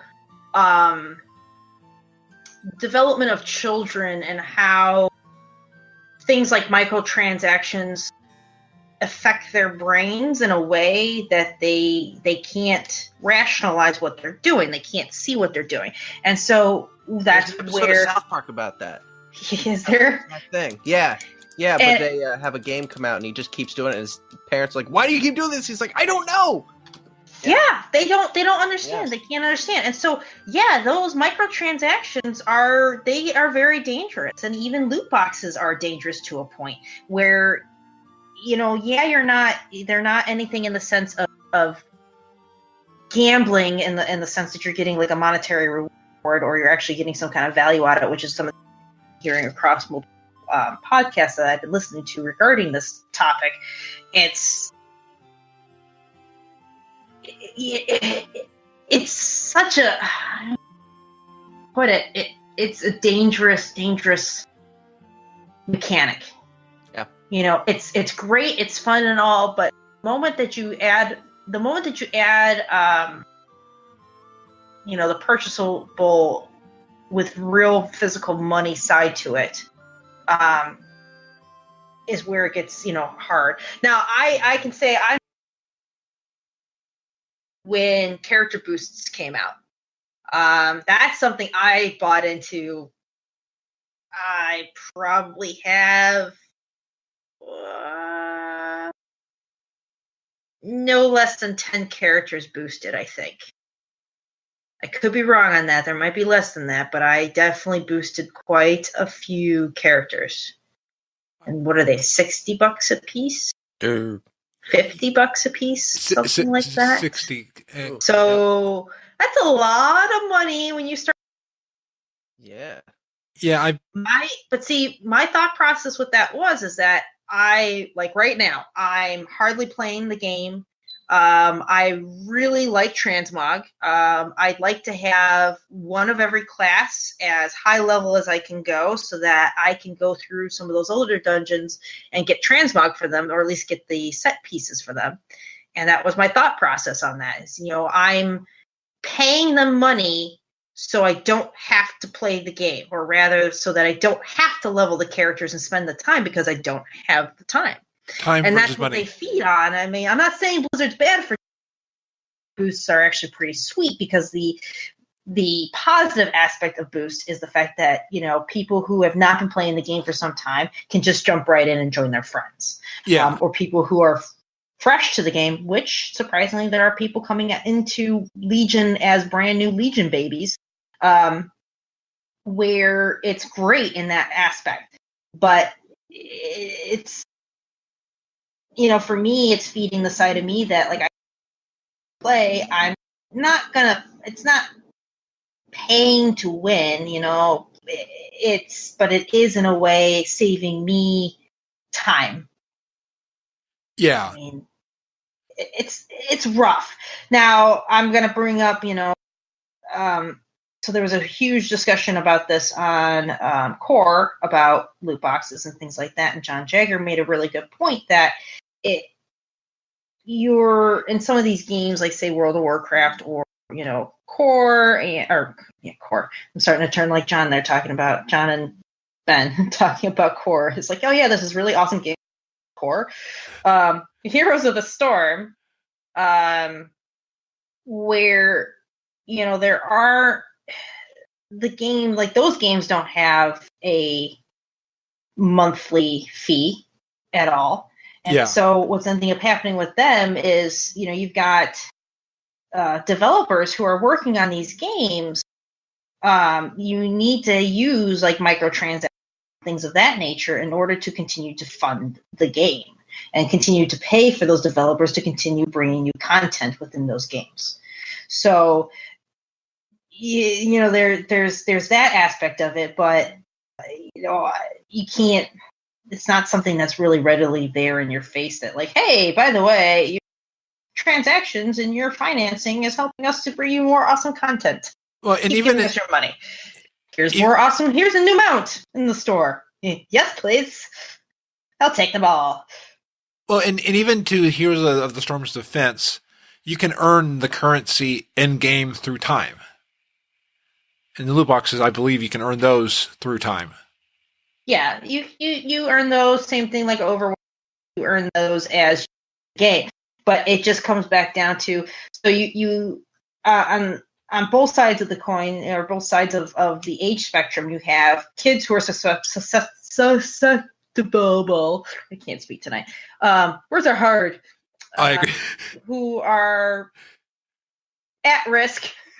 Who are at risk for having that instant gratification and spending, their parents' balance of their PlayStation balance. They get a daily, a monthly allowance of $50, and they spend it all on loot boxes in one shot. That they run the risk of, them just buying it outright because, hey, this is really awesome and fun. I have a chance of getting stuff. Let me just spend more money. Then you get on the other side of it where you've got us busy adults who really want that skin, and I don't have time to play to get 50 loot boxes, so I'm just going to drop them $40. Here you go.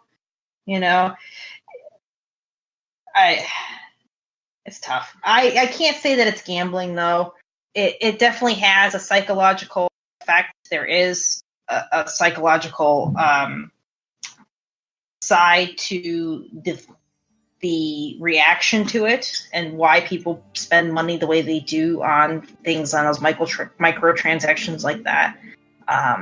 But I wouldn't classify it as gambling. It's a whole nother monster. Microtransactions are just a whole nother monster. On that one, I've got 2 points I was thinking of, because I was thinking on the someone talked about money recently. Cash, you can feel cash when you're giving somebody cash. Yeah. Debit card, you still feel it because you know it's out there. The dangerous one is credit. I'll give you this on credit. You can spend as much as you want. Yeah. Until Monday's coming, you got to pay. And I think in this way, sometimes the digital, we're not actively doing something to get that, or we're not actively giving up something of us. And they're like, okay, I'll do this Monday morning. Oh, I've got this money hangover. Oh, I spent all that money. So I think there, would cognitive dissonance be the right word for this, where you don't realize what you're doing until later on? Yeah, that's a pretty good way of putting it. it's definitely an interesting. Well, I wouldn't say you don't know what you know what you're doing. You're just not fully aware of the implications. Yeah, like when I wanted to buy Candy King Muradin on a unicorn in Heroes of the Storm, I was working on getting that fire pony in WoW. I bought the you've ever said ever. I bought the Candy King Muradin. Ever said something about a flaming unicorn or something? Yeah. So it was one of those, and I was like, I just spent this much money on a Candy King Muradin on a unicorn. I have no regrets because it's an amazing thing to see going across Battle and Heroes.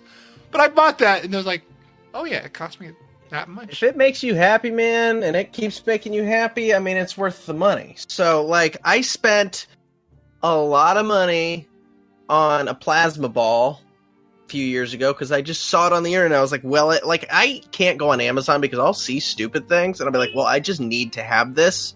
Like, I have my BS button on my desk because I saw it, and it was like, oh, that's $5. That just needs to be in my life. Yeah. So, and then, when I had to get a car, like, because my car broke down, and I saw, oh, there's a Mustang in my price range that's only, like, a couple hundred over my limit.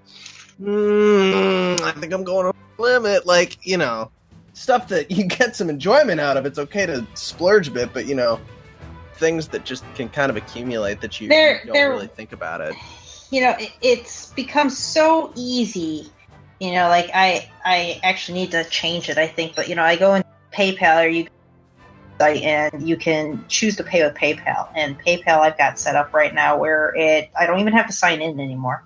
It just goes right in there, and it makes it so easy just to make purchases and just I don't even have to get my credit card out. I just give it my fingerprint, and it's all good to go. Where you're typing something in, and you have to be where you mentally you're kind of like, "Are you sure?" Yeah, it's a really crazy time we're in with digital money. Like Fraz, you hit it on the head with talking digital implications about things that you just don't have that extra pause to think. It needs to have like a check button on it's instant gratification. Like you need like an over boxes. Are you sure you want to buy these 50 loot boxes? Like yes I do. It's like go outside, take a run around the block, come back here, call your mom, ask her if it's okay to do it, then come back, and then we'll see if you can get your loot box. I'm just start throwing out, stuff like that, like where they don't give it to you right away, where you're like, do you still want to buy this? We're going to ask you again in 24 hours. If you still want to buy it, you press the OK button. Yeah. Whereas when I order a pizza online, it asks me 4 times if this is the pizza I want. Like, I'm like, yes! I could order a Starbucks right now. No. They're closed. Oh, man. And before we leave this one, I wanted to talk about a game that I'm gonna dish on ESO again, because I used to play this game. So you talk about how Heroes of the Storm and Overwatch, you don't pay a monthly fee. ESO, it's buy to play. You don't need the ESO Plus, but if you don't, then you get XP decline, or not decline, but you don't get XP boost. You don't get your crafting bags, so all of your stuff goes into your inventory in your bank instead of going into your crafting bag. Think of like the reagent bank, but huge in ESO and across all your characters. You also get double bank space with ESO Plus. So the idea between ESO Plus is you're supposed to have that. So then you can get all the DLC and think of like patches like Argus as DLC. I know that there's a debate on that because some people debate like Argus versus Morrowind DLC, but you can get the DLC and they'll give you credits to buy things in their Crown store, and they have Crown crates inside of it. Except every DLC that comes out for Morrowind typically has a collector's edition with extra things that you only get by buying the collector's edition. So you're already paying ESO Plus. You buy this collector's edition, and then and by the way, on top of that, you have these mounts that are only in there for like for Halloween was in there for 1 day. You have to buy, or is it usable for 1 day? No, to buy for 1 day, but it was $40. So you had to you had to say I want. They didn't tell you ahead of time either. It was like, okay, hey, it's morning. You have 1 day to buy this $40 mount, and it's gone. Do you guys Did you guys ever know about a game called Gunbound? I've It was like it was a very similar game to Worms, Armageddon, and it used to be like you can earn items, you earn gold, and then you can buy items and things like that. And there were like actual items that you would have like in an inventory that you could use, throughout certain events and things like that, throughout fights. And so I had gone on hiatus for a really long time, and I was like, you know what, I'm going to play again. So I went, I got in there, logged on. Then I found out like that they changed their whole system. They went to microtransactions where you purchased an item and it was usable for a limited time. And I was like, ooh. What the F is that? I was like, what? No. Exactly. I was like, that's not cool at all. Like, anyway. For me, consumables, like I don't buy the consumables in Pokemon Go. I've only bought the egg incubators once, and I don't do it. I might have spent $200 on that. Well, I bought all the back spots. If you guys think you have done anything bad in Pokemon Go, you guys should talk to my friend Ben, who plays it to the point where I'm getting ready to have an intervention for him, where it's just like, you've caught them all, and you still walk around and try to catch, like, it's the weirdest thing. Like, at least to me, it seems like it was a thing for a couple of months, a year or so ago, where it was just, everybody was doing it. And then it kind of died off, as things do. And it's just, I don't know, because, like, I tried it. I'm not going to get into my stink with it. Because so my rationale was, well, first off, I was getting max bag space. I was getting all the max, everything, which was, great. And then also the fact that it was a free game. Yeah. Niantic, Nintendo, you guys are doing an awesome job. The game's really cool. Here, have money. Like, as in, like, here is, monetary value that I am valuing this game at, was my rationale behind throwing them as much money as I did. Yeah. And then they screwed me over in how I wanted to play the game. And I said, you know what? Screw you guys. Granted, you got my money now, which is unfortunate, but I am done. I am done with you. I am done, period. Yeah, I still hate these. Like, it was one of those for me. It was like, I tried it out. So it's like, you go walk around, you find Pokemon. Great. So I did that for about 20 minutes, and I was just like, okay, but then what happens? Like, there was no battling. There was nothing else. No, there was nothing. I was just like, oh, and then it was just like, well, you're out of balls. You got to pay money for it. I was like, hell, I'm not paying money for this. I'm not playing this game anymore. My friend has spent thousands of dollars.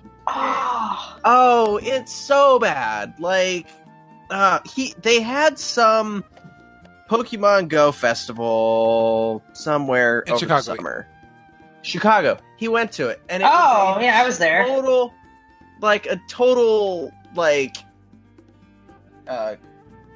fustercluck, to fix that word around. Apparently. Oh well, the whole thing. Yeah. Well, the reason why. Okay, so the reason why for that whole day, like, all the servers, everything went down because Canada opened. Like, their servers went live that exact day. Oh. Who at Niantic did not think that through? Down. But when it eventually came back up, it was all like first. On the other hand, I made like $60 that day because I made a whole bunch of little Pokeball keychains and things like that, and went downtown and was like, had them like hanging on my backpack, and they're like, "Oh, hey, what's that? Oh, yeah, there's Pokemon keychains." And they're like, "Oh, are you selling them?" I am. Nice. So I was like, "Give me money." I wonder if you ran into my friend down there, because I feel like he ended up with some weird keychain. Probably. I don't know. Ask him if he's got a chainmail Pokeball key, and it's mine. Text him right now. Funny. Oh, and I had bracelets too. I had team color bracelets, stretchy bracelets. I would have bought one if I had been there. It's there, yeah. So. He still plays it every single day. Like, he used to be kind of heavy set, and now awesome. He is super slim because he's just spent so much time walking up and down the hills in the town where he lives. That's awesome. No, I mean it is, but it's just like he has children. He needs to do other things. Oh God. Well, and for me, all I do each day is I try to get catch one Pokemon and go to one Pokestop each day. So that way there's a bonus streak. My phone's too old to handle Pokemon Go anymore. There are days I wonder why I play it, but I still do. It's that. You go out on walks though, so I mean it's logical for you. I don't do physical anything like. If I'm gonna play a game to go out walking, I'm gonna or whatever that game is. There's a actual jogging game where a Zombies Run. What's that? A Zombies Run.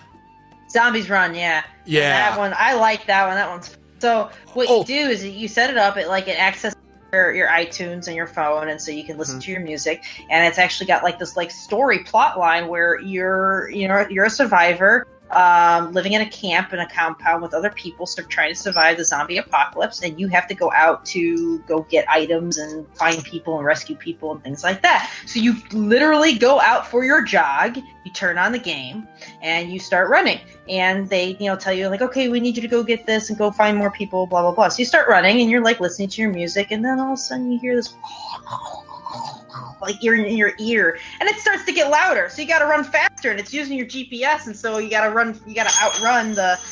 I dropped a scale. You got to outrun the zombies, and then once you run fast enough, so the GPS realizes that you're running fast enough, and then the zombies go away, or they fall further behind. So you actually do your literal run. That's creative. Being chased by it was cool. Yeah. And then when you got back home, your run based on how far you ran and where you went, like running, you heard like little like blip noises and things like that you actually picked up items as you ran. Like you don't physically see them because you're not looking at your phone as you're running. You're basically all based on audio. So by the time you actually get home, you look at your phone and you see, you collected this many health packs and food and this and this and this, and then you get to then you take the time at home to add to your base and whatnot. So was a really neat game. That's cool. I hate running though, so I stopped playing. The core mechanic of the game was. It was too hard. I'm like, no. There is now and here's me talking about wanting to become a fire, and I'm like, I hate running. Nah, they lift stuff. They don't run so much. Yeah, I know. I my personal view on exercise is I like to do exercise when it's like got an outcome for something. Like I would do gardening all day, like I would dig trenches for people, like you need a pond dug in your yard. You want a pond? Give me a shovel. Yeah, literally. There you go. I'm happy to do that because I like to do, I like manual labor exercise. I don't like to do exercise. Or I'll play DDR. I'll play Dance Dance Revolution. Ooh. Oh, I am so uncoordinated. I can't do that. Oh, I love it. I gotta bust it back out. Cancel you out for sucking too bad, I could just go on forever because it is fun. But the problem is, oh really? I haven't played that. Because you're talking about the arcade version. I've got a Stepmania, which is the open source version of the game, and I've got a metal pad at home. So you just set the settings to don't fail, and you can just play the song all the way through to the end. Oh, nice! That would be good because I only ever got to do like maybe 30 seconds of it. It was just like, you suck. Yeah. Boom. My coordination. I can't stand like a normal person because I'm like, I've twice in my life had completely unrelated to anything, but like, how there are people who have like drunken personalities. I don't have a drunken personality. I have a drunken body. Like just the way that I go about my day, just the way I move. I've been stopped at a couple of places by police officers wondering if I'm drunk. And I'm not. Wow. But yeah, they're like, hey, come over here for a second. How much have you had to drink today? I had a Pepsi at lunch. Like, yeah. You mean a rum and Pepsi? No, just a Pepsi. I mean, I got pulled over for having a cooler of bottled water in my car, but yeah. You did? Yeah, coming back from Cedar Point one time, I was You got pulled over for having a cooler with a bottle. bottled water. Why would they pull you over for that? Well, I had a headlight out. I made a wide turn. oh, the headlight out. Oh, okay. But- so this was like a secondary thing. I was just like, what the hell? It's like, he's got a cooler. There must be something in that cooler. But it was funny. She comes up Headlight to. out. Okay, at least, okay. But the officer comes up to the passenger side, kind of like asks me to roll down the window, kind of like motions for me to open up the cooler. And I talk to you. I did that. And then I was like, oh, it's just water bottles. Okay, so then they followed me for about 5 miles to make sure my story was legit. But they were like, well, here's the thing. I'm going to tell you something about the route from your house to Cedar Point and back. They weren't trying to follow you. There's just only one way to go. There's just the one road. So that is true. So it's like, where were they going to go? But I'm surprised that they interrogated your cooler because that's just a legal thing for. That's weird. Well, it was in the passenger seat of the car. So You know what's pretty cool? I found out like I've been to Cedar Point. I've never been at Cedar Point. You can actually pay like 75 cents or whatever it was at the time just to drive the parking lot. wow. Yeah, we went out there because we didn't want to go. We wanted to see Cedar Point because we just wanted to drive past it. I think we were on our way to Pennsylvania, and so it was pretty cool. It's a fascinating park. I've been there just to drop tickets off to people, and it is no, I'm not doing black market tickets to Cedar Point. I remember the time me and you went up there. Yeah, we went on 14 roller coasters that day. I think That that was Millennium Force. I love Millennium. Yeah, Oh, it's one of my all-time. It broke down when we were on it, actually. yeah. That's scary. No, it was hilarious. Because then we were like, we didn't get stuck going up. It pushed us over the top. I don't know at what point between us going over the top and the end it broke down, but somewhere in between there. Yes. So we were going brakes along. failed. We finished the ride. No, the brakes didn't fail because we did come to a safe stop, but they couldn't send any more up, and they couldn't pull us in. So We it was were like like- everything was stuck. We were And close all to these the people end. were waiting in line, and weren't we like heckling people Yeah. waiting in line? They're like, yeah, we broke it. We're Yeah. so bad we broke it. Like, I don't know even why we said that. We were like the two skinniest people on the ride. Yeah. I just recently lost all that weight because I could not. Yeah, like you were super skinny. Like That was I remember that was when we went on the Magnum and the because I have really small, tiny limbs and extremities. On the Magnum, when we were going, you know how it does those like little hills where you kind of go up and kind of fly out of your seat and you come back down real hard. Yes. We were doing that, and I kind of like landed on the lap bar. But the thing is it kept notching down every time we would come down. So it notched Yes. down and notched down and notched down. And then there was about an inch of space between the lap bar and the seat, and my leg was between it. I remember that now. And Oh, man. then we went and got on the Mantis, which is the stand up, the one where you kind of stand up. Yeah. And my legs gave out because all the circulation had been cut off on the Magnum. Oh. So then we go on this roller coaster where you're kind of like all of your weight is like supported on your legs, and then you get thrown into a loop, and all the G forces on your legs. My legs were like, I'm just done. They just gave up. Oh man. That was a good day though. That was. Then going on the Maverick, that's another one. That's one of the most insane roller coasters I've ever been on. Because Yeah. everything that you ever thought you knew about a roller coaster, it's just like, yeah, no, everything you think you know about it, we're gonna do the opposite of that. Like we're gonna have way. what is it like? I think it's like an 100 or 105 degree drop, Oh god. and then it goes, and then it like banks into a turn.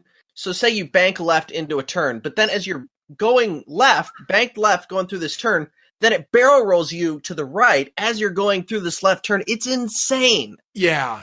Just you Oh, have yeah. no idea whether you're up or down, and they're building a new one up there that's going to open next year where Mean Streak was. They like took part of the track off. They're building a new one on top of it. I watched the 3D rendering of this roller coaster. It's called Steel Vengeance. You can look it up. Where Next there's this year. part of it where it's kind of going under all the support structure at one point. And it's That's just cool.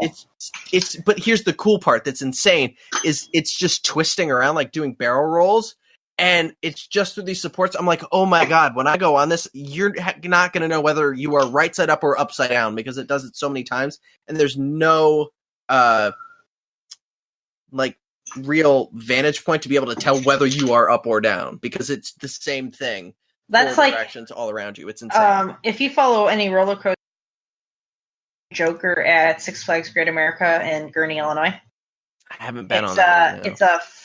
It just opened this year. Okay. So that's my local roller coaster. That's my we talked about this before. You're super jealous because I got to go. We like rode. I don't know, like. Oh, that's right. That's right. Yeah, you have to like free roller coaster night. We rode like 8 or 9 rides and I don't know how many hours, like 2 hours. Oh, that's awesome. Awesome. It was good. So the Joker. Okay, so the Joker is like a free spinning. So it's how. Don't know if it actually goes upside, like as in like the actual car itself goes upside down, but you and the person like in your immediate seat next to you, you're free spinning. So like every time you like the seat yourself that you're, your car, so it's so the actual roller coaster car has got 4 pods. Each pod is free spinning. So every time you ride the ride, it's different. You could spin once. You can flip upside down 10 times. It all depends. Do you determine when you flip or spin, or is it just random? It's all random. Oh, that's insane. That's awesome. Yeah, I screamed my head off because I didn't know what was going on, flip or anything. It was fun. I was not ready to go on it again, but I was definitely fun once. I went on one at Busch Gardens in Williamsburg, Virginia, and for the most part, it was a pretty standard roller coaster. And then it goes to this part where it goes indoors and it's dark, and then at one point you're in the dark and the ride comes to a stop, and you're just sitting there. Uh-oh. And it kind of makes some sounds, and I'm thinking, okay, at some point, some door is going to open, we're going to shoot out, or something's going to pop up and try to scare you, something like that. No, what happens is the roller coaster is on this section of track that separates from the rest of the track and drops 20 feet straight down to connect to some other piece of track. Oh. I mean, it's a 20-foot straight down drop. Oh, my God. No forward motion. You stop, and then it's down like an elevator, but, like, instantly. I was just like, what? Like, it happened so fast I didn't even have time to react, but I was just like, that everything I thought I knew of roller coasters became untrue in that moment, because it's just like, it's always a forward motion. Like, you never... At Disney's Animal Kingdom, a couple years ago now, they opened up a new ride called Everest. I think it's Everest. Oh, that's the one that goes backwards. Yes. Yeah. So you get to this one part, and it's designed in a way so it looks like like the track goes off like up the hill and breaks, like it's designed in a way so the track gets really like physically kind of tiny, but it's like perspectively like forced perspective. Yeah. So and then you're running from the abominable snowman, and he's coming out there and he destroys the track, and you're like, oh crap. Next thing you know, you hear like this big clank, and you're going backwards now down a different section of track. You're like, holy crap. Yeah. Oh, I read that. Fun. Roller coasters, they used to have one more kind of down our way, Kings Island. They had one. They don't do it anymore, but they had this one. Like, the roller coaster's still there, but they don't do this with it. It's called the Racer. Yeah, where it's an old wooden roller coaster from like 1,000 years ago, and you have the red American car and basically, and they race each other on an identical track. But for a long time, they had one. I think it was the red one that went backwards. It's like American Eagle, like Six Flags does that too every once in a while. Yeah. So we've gotten off topic here, Fraz. What's next? After this, just because I coming up on, it's pretty late. I don't know what you want to do. I'd say let's take a roller coaster into predictions to end the show. So I'll put on just a spoiler warning, so that way it's no holds barred, so we can. Unless you guys don't want to spoil anything, then we'll. I'll spoil anything for anybody. Okay. Well, I just want to let you just know that if you don't want to be spoiled, at this point, thank you for listening. I'll still do the end at the end, but thank you for listening, and I'll see you. I'll see you on the next episode. But yeah. So, do I have any spoiler?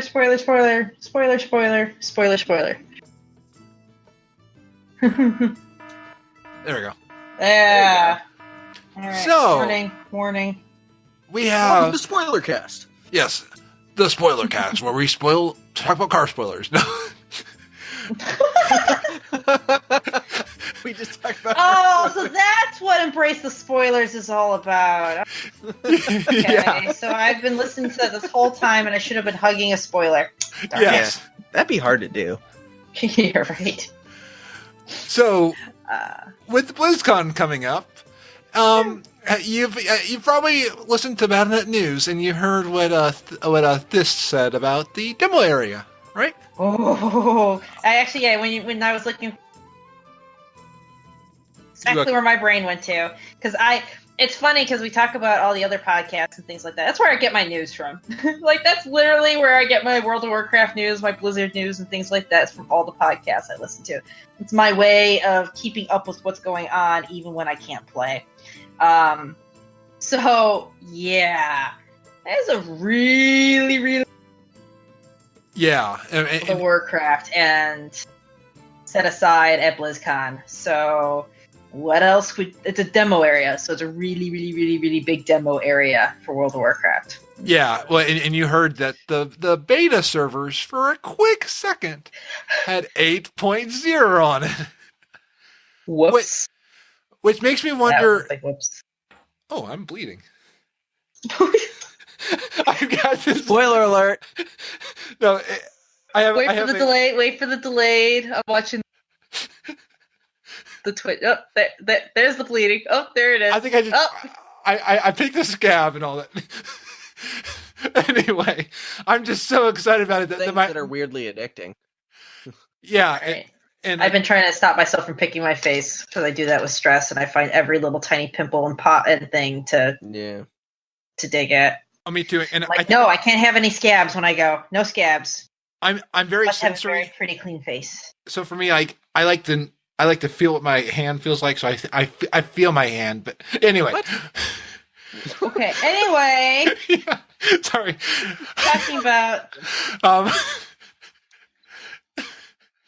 Before my blood was boiling and flowing for the, I just got so excited. See, I am my scabs. It makes sense in the Illidan cutscene. I am my scab. It's funnier.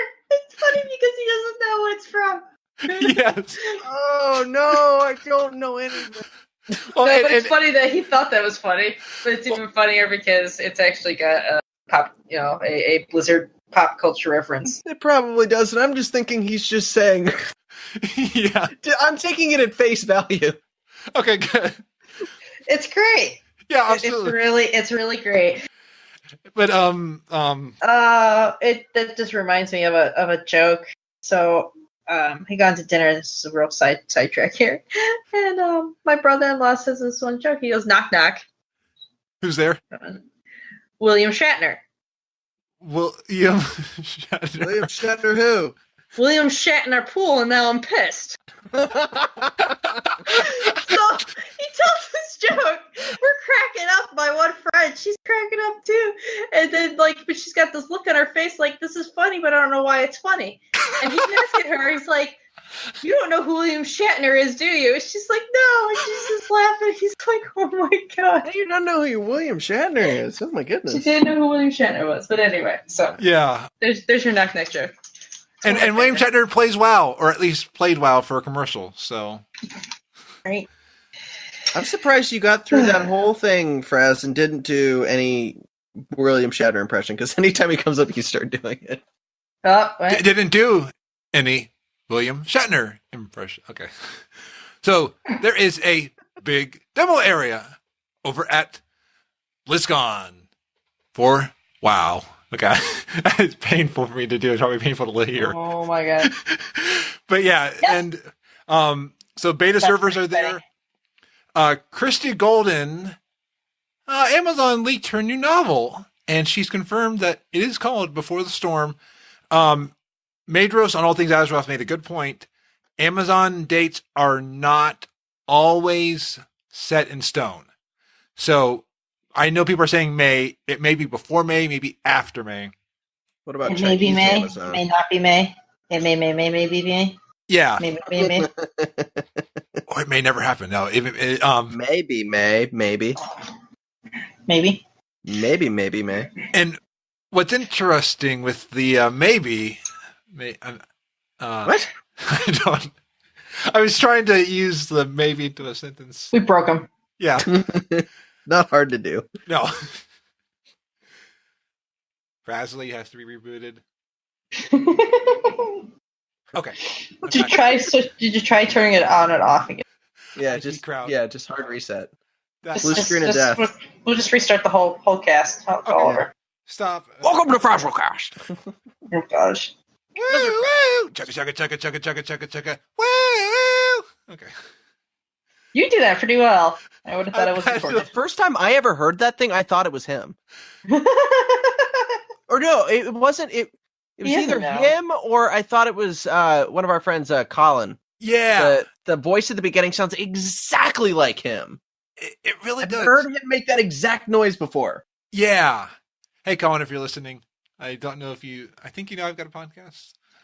Colin, get into this podcast. And Colin, you played WoW. You and I played WoW in Cataclysm. So And I've never played it, and I'm sitting here, so yeah. As long as you're enjoying yourself. I'm having a great time. There's a lot of really good crossover. Yeah. Many things, not just Blizzard games, but like we had the whole long discussion over microtransactions.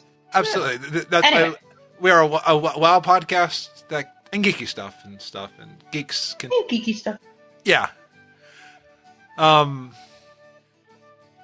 process. Oh yeah, before the storm. So we have airships and zeppelins, so things to get across water. I was the only. Before the storm. Yeah, and we've already been to the Maelstrom. That was with Cataclysm, right? Yeah, when we destroyed Deathwing. So what's over in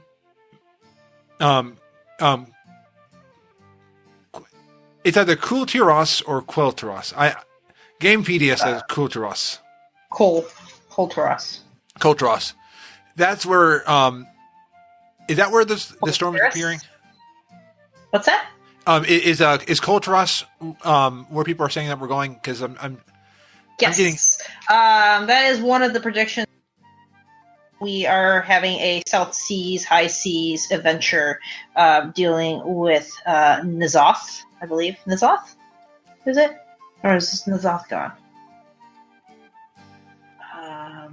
Am I drawing? Now I'm drawing a mind blank on who they're talking about.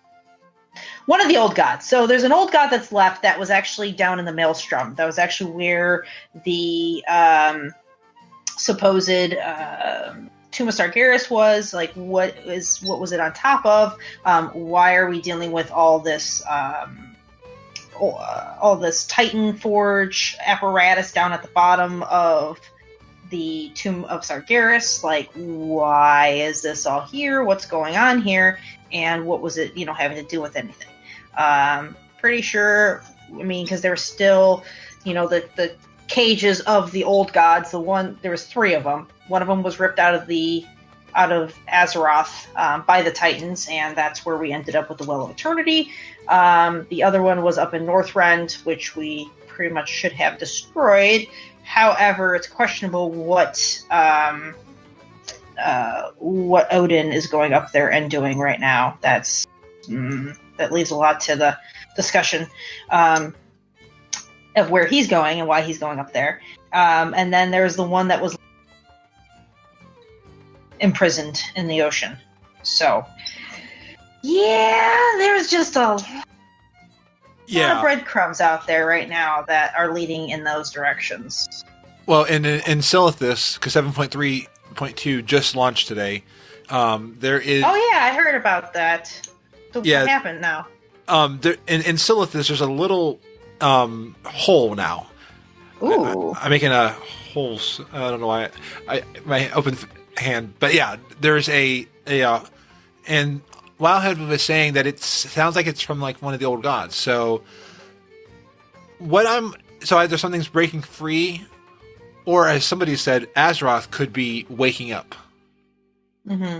And might have been Azeroth Roundtable was saying that. No, it was at the Azeroth Round Table or the Blue Recluse, who said that Azeroth could wake up and leave the Azeroth itself as a husk, to kind of break free from Azeroth, and then we're on this old planet, and it's somewhere else. Well, that leads to a lot of the question. There's still a lot of theories out there and a lot of question over how is a Titan born. Do they unfold from the planet and the planet just becomes their back and things like that nature? Does the planet explode when they come out? For anybody who doesn't know, with Titans are they start as like world souls. I think the worlds coalesce around a Titan's soul and form around a Titan's soul. It takes time and certain conditions for Titans to come to maturity. When the first Titan came to be, he spent his time trying to find others like himself throughout the universe.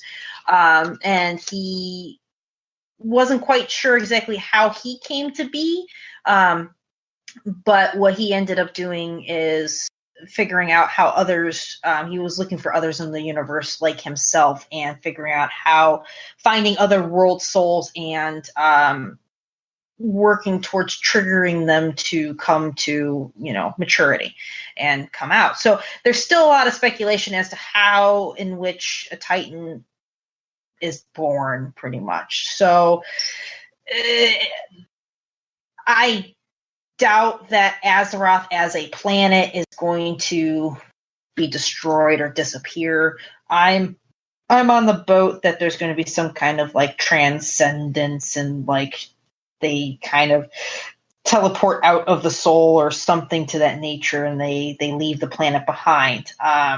That's going to leave some question as to what's going to happen with all the elements and things of that nature, because right now spirit is being drawn into the planet to feed the world soul, but then there's also leads the question of what's going to happen with, the Well of Eternity feeds a lot of magic and other things within the world of Azeroth. So it's like, what are we going to do then when that's gone? When the Titan blood no longer flows in the planet and fuels our magic, Is that how, so is World of Warcraft like in a time long ago, and that's how Earth came to be, is because the world soul left and all the magic drained away?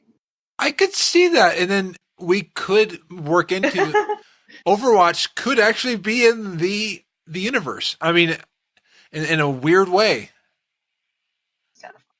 I'm thinking like the whole Pixar universe now, and like how. Oh, we had the discussion.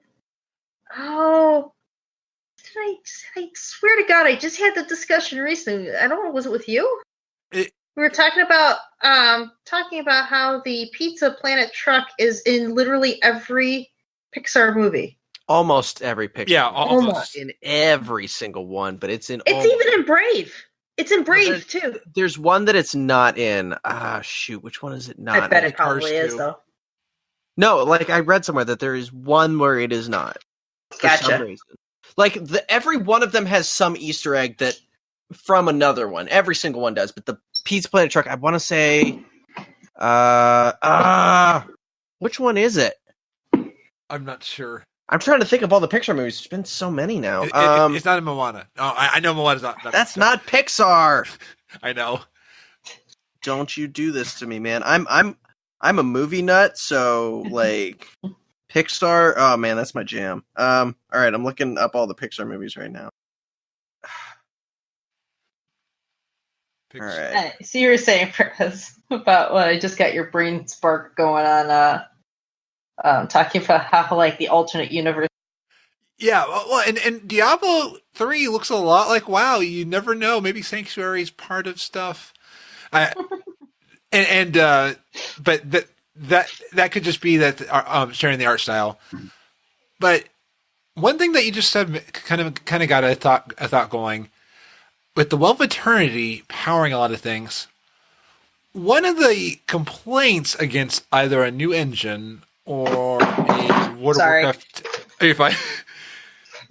I dropped a plier. I don't have a plier joke. I don't have a plier pun. It doesn't apply right now. That was, yeah, that was a very bad pun. But yeah, I got like a little bit of a disappointing thing. So I'm like working on these scales, and some of these scales they have. So the scales have QR codes on the back of them, and some of them aren't working. ooh, I found a couple that the laser etch didn't do a real nice job on them. Because it happens, it just goes out of whack. And so finding a couple that just don't do what they're supposed to do.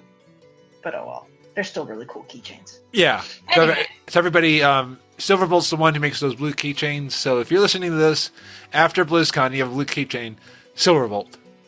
Yep, find me on at BlizzCon. I'll have them to give away. I have about 200 of them, maybe 200 of them.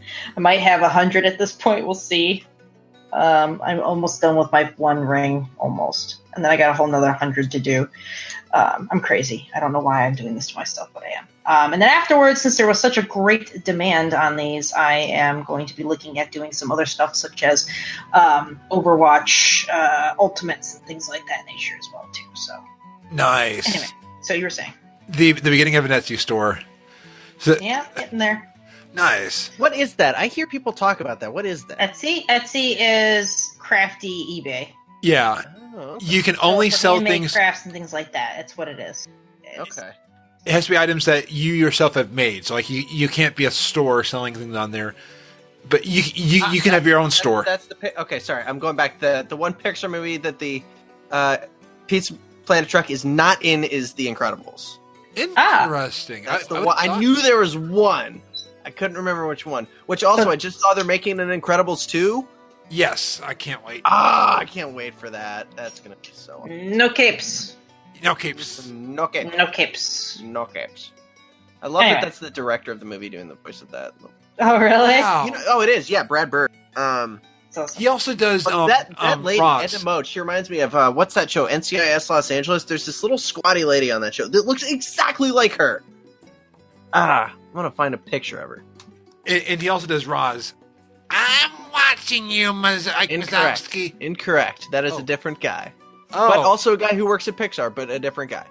I just got. That's the same guy who was the voice of Doug the dog in Up. Okay. Squirrel.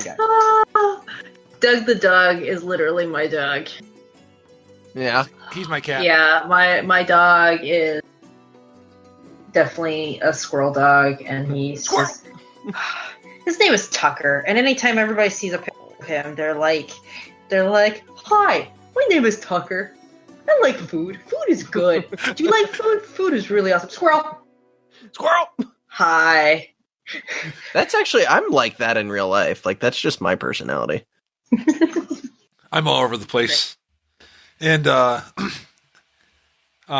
that a segue? yeah, And a segue back to. Oh yeah, I need to take a shot. A segue back to where I was before the segue. the segue of the segue. Yes. Anybody here ever ridden a Segway? No, I have. I wanted to. They're fun. It's impossible to look cool riding a Segway, though, because they always give you those dorky helmets. And Unless you're Paul Blart. Pack, like, herding like cattle around the place. Yeah, I live in Chicago, so every time I go down, there was it Tosh. Is it Tosh? Tosh Point out? Yeah. Well, one of his specials talking about how like you could never be upset while riding on a Sea-Doo. Just try to ride a Sea-Doo and be angry and be upset. That's It's true. like- and he's got this angry face, and he's just like doing the motions like he's on a Sea-Doo, and just watching the light like change in his eyes, and just get all happy like, oh yeah, riding a Sea-Doo. You can't be upset. No. No. I've never ridden one, but I bet I wouldn't be upset. So with the Well of Eternity, what if parts of WoW kind of died away, and then they would bring in the parts into a WoW 2.0? So, like, they just get rid of things and replace it with different things? Well, because the Titan's going off somewhere else. So we go to the Titan. You can revisit parts of of WoW 1.0. Kind of like you WoW visits things from like Warcraft 1, 2, and 3, but you can't visit all of old WoW because they're dead. I find that unlikely. Having never played World of Warcraft, I find that unlikely purely from it's still a game, like it's still a thing. It would be like if you I guess I'll have to reference something that I'd be familiar with. Say you're playing like Grand Theft Auto, and then just suddenly they update the game and it's this open world game, but suddenly like this chunk of the map you just can't get to it anymore, that it just doesn't work. True. Yeah, as much as I liked Cataclysm, I'm one of the weird people who liked Cataclysm. But it changed so much that was like iconic in many, many ways. Like it's Thousand Needles is not the same anymore. Aberdeen, yeah. Tanaris is gone. It's different now. There was something recently, I'm trying to think now, they were talking about. Oh, like because, when Cataclysm came out and I Worgen, and I've been playing, Worgen ever since Cataclysm. I was Horde before that. I like my Tauren and my Trolls. I can't say I've put foot back in Grizzly Hills since the Cataclysm. And so, it was recently Darkshore versus Tarn Mill, and how you can't, it doesn't exist anymore. I mean, Tarn Mill's still there, but Darkshore is gone. Yeah. Is it Darkshore? No, it's Tarn Mill versus Tarn. I'm terrible. South Shore. South Shore, not Darkshore. South Shore. The South Shore is actually underwater, and I'm like, it wasn't until I heard that, and I went, oh snap! Like I didn't realize all the actual far-reaching changes that happened with the Cataclysms, aside from the Barrens. Okay, everybody knows the Barrens is split in two now. Okay, I knew Tanaris changed. I knew Thousand Needles changed. And that was kind of about it that I can remember. Well, just in general. I remember when we did the run from Darnassus down to Oldham, and I was like, oh, I'll take the boat from Darnassus to Darkshore, and I was like, oh, the city's gone. The city that I played a lot, because I played it, I was roll Night Elf alts. It's gone. I mean, it is destroyed. Mm-hmm. And even that whole area is still ruptured. Oh yeah, I mean there's a lot. Actually, there's some really good lore and story behind Darkshore in there too, and it's got to deal with the tornadoes that are happening and stuff like that. And I need to go back and play through and actually read the quest text. But that's a really good story too, involving the Cataclysm. So, well, and you bring up a good point with Cataclysm that it changed a lot for the game. I seriously, I mean, changing Silithus, I guess Silithus has not really been a part or a feature in much lately. So with the spoiler of that it's going to be changing here soon with, probably the pre-patch and things like that before the next expansion, that would be interesting, but I really don't want to see the old world change. What I'd like to see is the ongoing, suggestion by many people talking about an active world. I want to see active world quests, not knowing when something's, timer based and things like that, but to be somewhere at some point, leveling. I've got a level 30 character. I'm running through Thousand Needles, or 40-ish or 30 something, whatever, and something happens, something really weird, something strange happens just right. You just happen to be there at the time that this happens, and it's not on any set schedule. It's not anything like that. That there's some kind of element of surprise and unpredictability. Final Fantasy XIV tried that worthwhile a little bit with the fates. Like fates would randomly pop up in areas. And fates? Yeah. Okay. fully active time event, or but yeah, it would like you'd be walking through an area. All of a sudden, the whole area there'd be something that would happen, and they would change the type of fate that it was doing. But it became static. What I'm trying to think what game it was now. Was it EverQuest? I never was it EverQuest or EverQuest 2? I never played it. I've only that there was prominent players within the community of this game, said game. I don't know. I can't remember what game. Correct me if I'm wrong or if somebody knows. That there were community members who were given permission to do certain things. Like they were given some level of moderator privileges. I'm not saying this is what Blizzard should do, but I'm just saying I'm using this as example that these people were allowed to kind of set up events in the game. So it was human controlled, human triggered, not computer, like the random world bosses, like one thing like that they did with that. But that was, when the reset happened, we were like, all right, this boss is up now, but we weren't sure, as of the, 2 days before it, we didn't know what boss it was going to be because it was all random. That's still on a set schedule. So like every Tuesday, we know this is the new world boss this week, but just to be in an area and have something random happen. That would be like a moderator's job, a Blizzard moderator to just say, I'm going to spawn this guy here. He's just going to happen to be here and start attacking the town.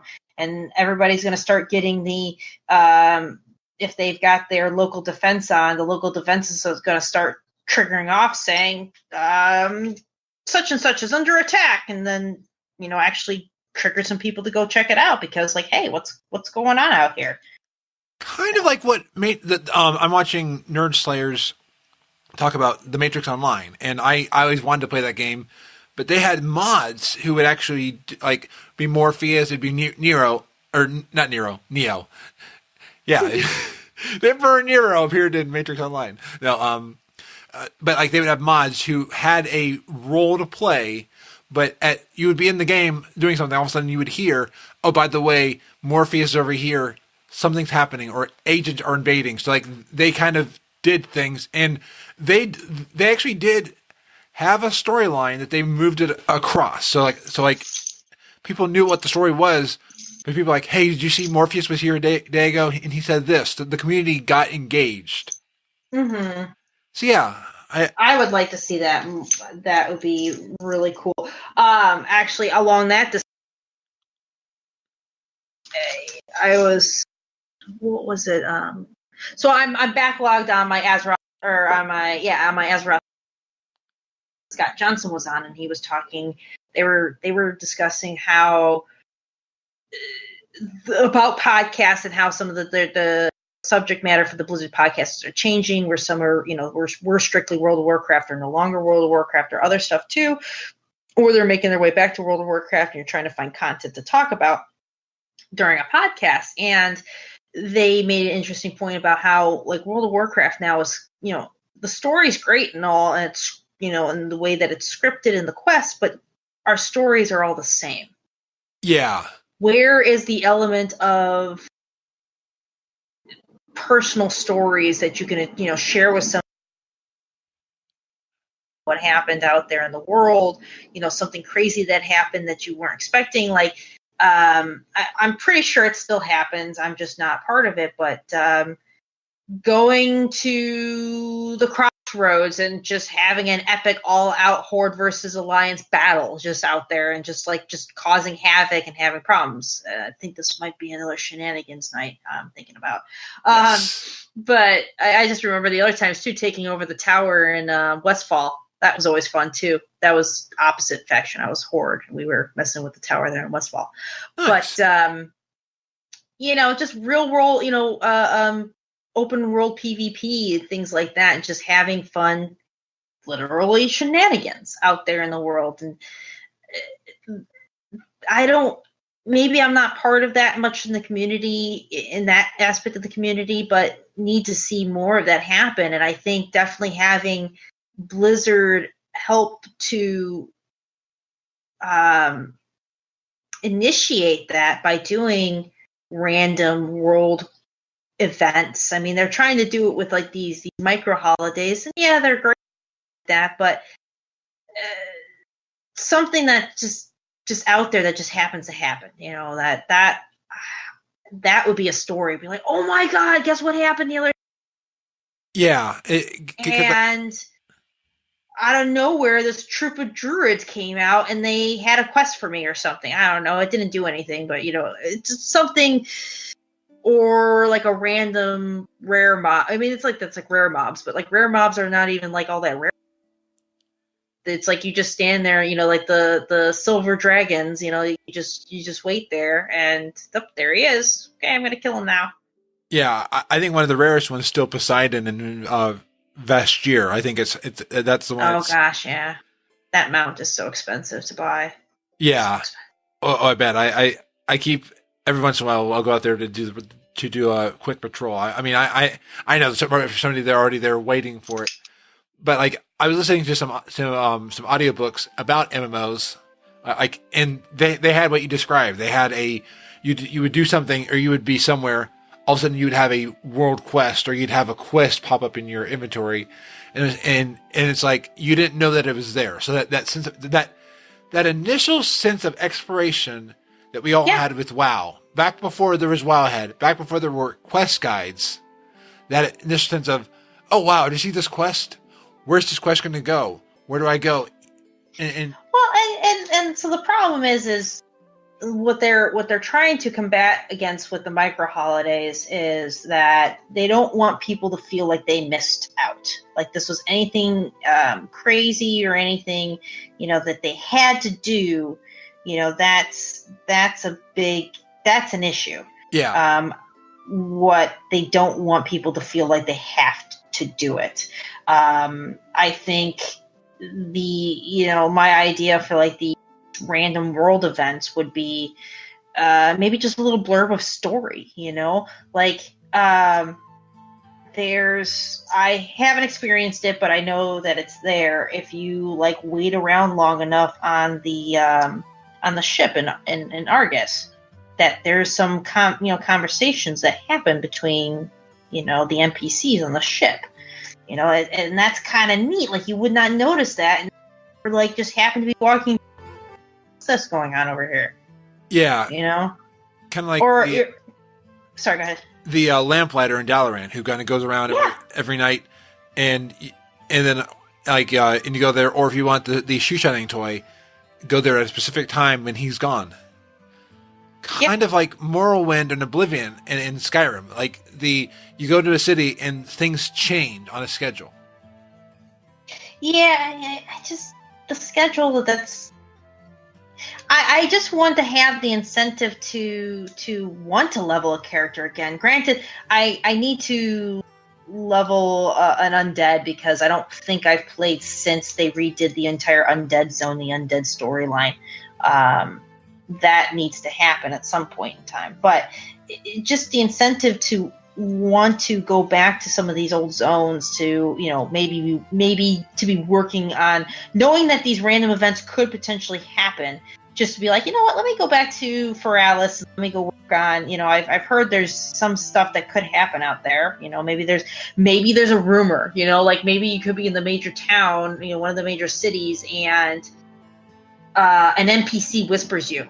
You know, you see the little pink chat in your chat menu, and you're like, what the heck is this? And you read it, and, you know, like the same thing like where the Shadow Priest dagger starts talking to them, you know, like things like that. Like all of a sudden there's like a whisper, you know, like literally like maybe server wide or something. Well, that's okay. Now I'm getting into predictions here.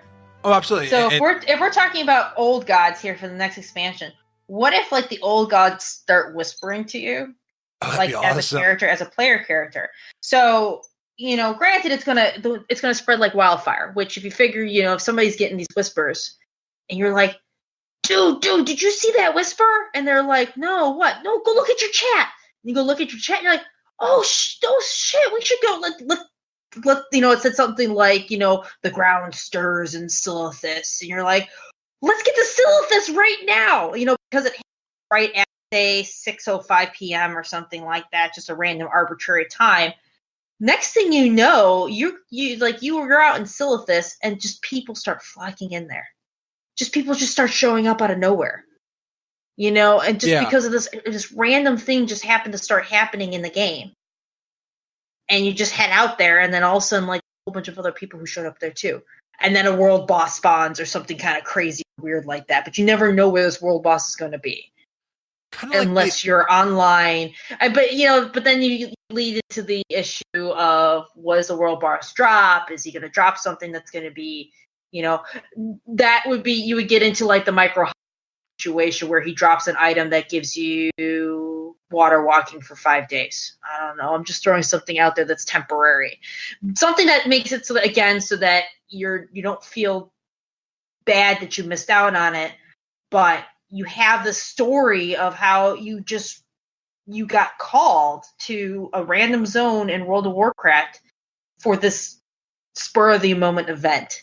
Yeah, well, it's like I enjoyed the invasions in the pre-patch, and I enjoyed those actually better. I missed those, but anyway. Well, they were like that, where like in the beginning you would all of a sudden find somebody, hey, there are invasions happening in Dunmoreau, so you go out there, and the zone's all of a sudden taken over, like everyone flocks there, and they actually did a really good job at putting you in a scenario at the beginning, not halfway through or the end, but you go there and you start taking on, and then it keeps going to different stages, and then you're done. But like those would appear in the beginning sporadically, so you would go there. Then when you got close to it, it was pretty much okay. Next hour, 4 will be over here, 4 will be over here, and pretty much you go in there, you fight, you get your transmog. So I mean, it turned into a grind. But that's also because they only had like a few weeks to get it done before it was all going to be gone. So they want to give people enough. But like even like the pocket fell spreaders that were out there, there were all these doomsayers, and one would randomly be a demon, and like people would be like, all of a sudden a demon would appear in Orgrimmar. So I mean, there was stuff, and Blizzard's showing that they can do spontaneity, and I think they even said in one of the materials for Argus, sandbox. So maybe Blizzard's moving toward that sandbox. That's one of the biggest things I'd like to see is just spontaneity. Yeah, definitely spontaneity. I mean, granted, they've been trying to do the world bosses, but again, it's going to be one of these 12 this week. Yeah, or it could be the same one 2 weeks in a row. Granted, they fixed that now, so it's a set rotation. But I just need to have an element of a living world. That's what World of Warcraft needs. It's just the aspect of a living world, and that would be really, really cool. So, Eric, I'm going to bring you in on this next. I'm going after the living world idea. Do you remember the original Minecraft survival? Yes. That is kind of what I'm kind of hearing. The absurd. Like, you have to eat something every 2 seconds or you're going to die. No. And not the survival server, but Minecraft has its survival mode where you go here. Oh, yeah. I remember that sense of exploration, the sense of, like, you find this random thing here, and it's like, because I have stories of that. I mean, and I could see how well, not the procedurally generated stuff, not the creating structures, but that idea of you go somewhere and finding that exploration. Just finding stuff. The number one thing my friend like always cut out. Find the village. He always tries to find the village. I like going underground. Yeah. He prefers finding the village. I prefer spelunking. I like to spelunk, and I go down and I try to find like the abandoned mines and things like that. Oh, absolutely. And all of a sudden, like you get on this one path, and Like, oh no, there's a creeper, run! I mean, it's just that. Yeah, it's good. No, I was saying it's just that sense of exploration, that sense of unknown. I spent countless hours in Minecraft doing that. Well, I think that's. Well, see, I don't play enough of Diablo to speak to that, but where you have basically randomly generated maps every time you play or every time you do, a level. It's different every time. Granted, though, it's still the same thing. You just run through and you just murder stuff and collect loot. I don't know how WoW could actually do like a random dungeon, like every time you go in, it's different. Endless they maze. kind of did that in the was it Court of Stars? Kind of, yeah. One where you had to go to the party. Yeah, Court of Stars.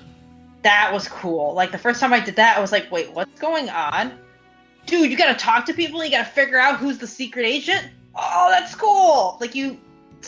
Eric, you literally had to go every time you went, there was one person in the party who was like unlike the others, and so you had to talk to people and go, get rumors of like find out who the killer is. Exactly. So you had to find out. It's like awesome. He likes to wear, this guy who wears gloves. He has short sleeves. I hear he doesn't wear a hat. Like things like that. So you have to go through the entire party and trying to find the person who matches that. And then you talk to the person, and they're like, "How dare you accuse me?" And then you walk to, you follow him to like a side room, and he turns into a demon, and you kill him. Yeah, awesome. So it's different every time. So you have to spend that little time figuring out the puzzle. Who he is, who's the guy. That was actually really cool. Yeah. So every time you did it, it was different. I could see how they could do the randomization.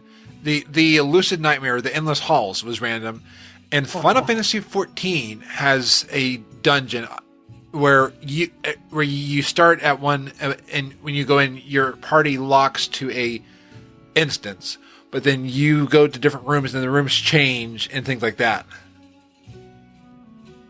I forget what it's called, but Final Fantasy XIV has that randomized dungeon. Huh.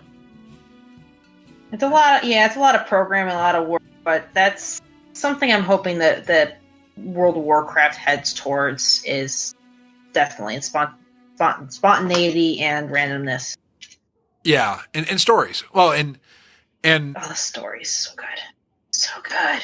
Yeah, well, and I like what you said, because we all have the pillars of creation. We all have this. We all have artifacts. You walk around the order hall. I'm a warrior. I'm a warrior. Yeah, we all did the same quests. We all have the same things. I mean, granted, you might have again, and then somebody had a really awesome save and one, beat against her. We have those stories sometimes, but it's not, just to be able to like tell a story like next raid night. You're like, oh my god! So I was out in the middle of like nowhere, and something happened and whatnot. So, but yeah, not to rehash that again. Oh no, but I'm with you. So yeah. I'm super excited for the BlizzCon. I mean, it's. Oh my god! Well, so I'm meeting up with Brady, and him and I think we're going to be waiting at 5 a.m. for the main hall. Oh, nice. Totally. Yeah, but we're going to try to get in there for like first row seats, or at least as close as we can possibly get in there. Is 5 a.m. early enough for that? I think the doors open at like 10.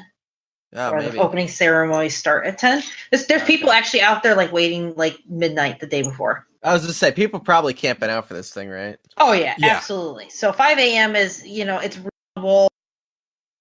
You're definitely not the first ones there then. We're not going to be the first ones there, but we're probably going to have really good seats. But you're not going to be last, so. Exactly. I heard too, like even some people who like got there like an hour before, 2 hours before, still got into the main room. But they're doing some things different this year. From what I've heard, they're going to have, previous years they had one main stage, and then they had some of the other stages throughout the convention hall had TVs. So you can actually go sit in any of the other convention halls and watch the opening ceremonies without the opening ceremony crowd. But what I've heard, it's not quite the same, energy-wise as going to the main room. So this year they changed it up a little bit so that all the games are on like their own respective stages. So if you really want to see the Overwatch breaking news and developments and opening ceremony stuff, you would go to that specific stage. And then likewise for like World of Warcraft and the other ones as well. What's next in World of Warcraft is happening on the main stage, so I wouldn't be surprised if the main stage is World of Warcraft as their go-to. So we're just going to camp out real early, get out there, be there for the, being my first time there. I want, it's going to be great. I'm going to cry. I'm going to cry so hard. It's going to be great. It's going to be tears of joy, like tears of pure and utter joy. I'm excited to I'm excited to hear all the stories and all that from BlizzCon. It's gonna be so good. I should like live stream it or something. Well, and I think Navarre's There's a Twitch app for that too, isn't there? Yeah, called Twitch IRL. Oh yes. And I think Navarre's doing a ton of streams too. So just hang out with Navarre the whole time, and you'll be on a stream 24/7 probably. Absolutely. I'm definitely going to find him and Stephanie and Giggle Dots. I'll find them and hang out with them for sure. I'm pretty much going to find people. I'm like, I know you, Latch. And a good way to meet people too is at the Con Before the Storm meet and greet.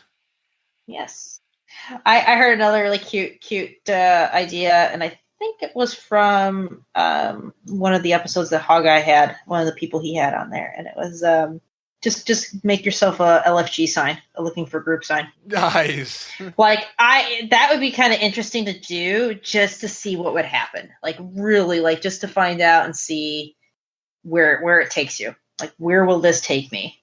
There you go. That's a good idea. You should do that. Kind of like that's the kind of thing I'm super into, where it's just like, I would love to be able to put myself into a situation where it's just, it doesn't matter. I have no idea or goals of anything to accomplish or happen. It's just like, I'm here. I'm going to let the thing happen to me. Yeah. That's exactly what, like some people said about, being really, what you're doing and where you're going, seeing, and well, so the plus side, you go to BlizzCon for the people. Is from what I've understood so far. You're going to go see the people, to spend time with people. Like, spend time outside the con and look at all the cosplayers and hang out there and things like along that line. Because all the panels and everything like that should be and better be all on live stream, all on the virtual ticket. Yeah. So it doesn't matter if you miss it.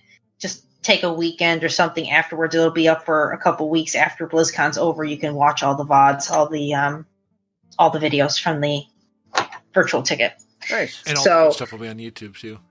You can definitely just enjoy what it means to be at the con, what it means to be there amongst all those people who share the same passion that you do. Yeah. I can't wait. Oh my God, I can't wait. And if you can't make it to BlizzCon, the 3rd and 4th, tune into All Things Azeroth, where Lady Emma and I and Maedros will be commentating on BlizzCon. So while Siilverbolt's enjoying the people, we'll be enjoying all the content.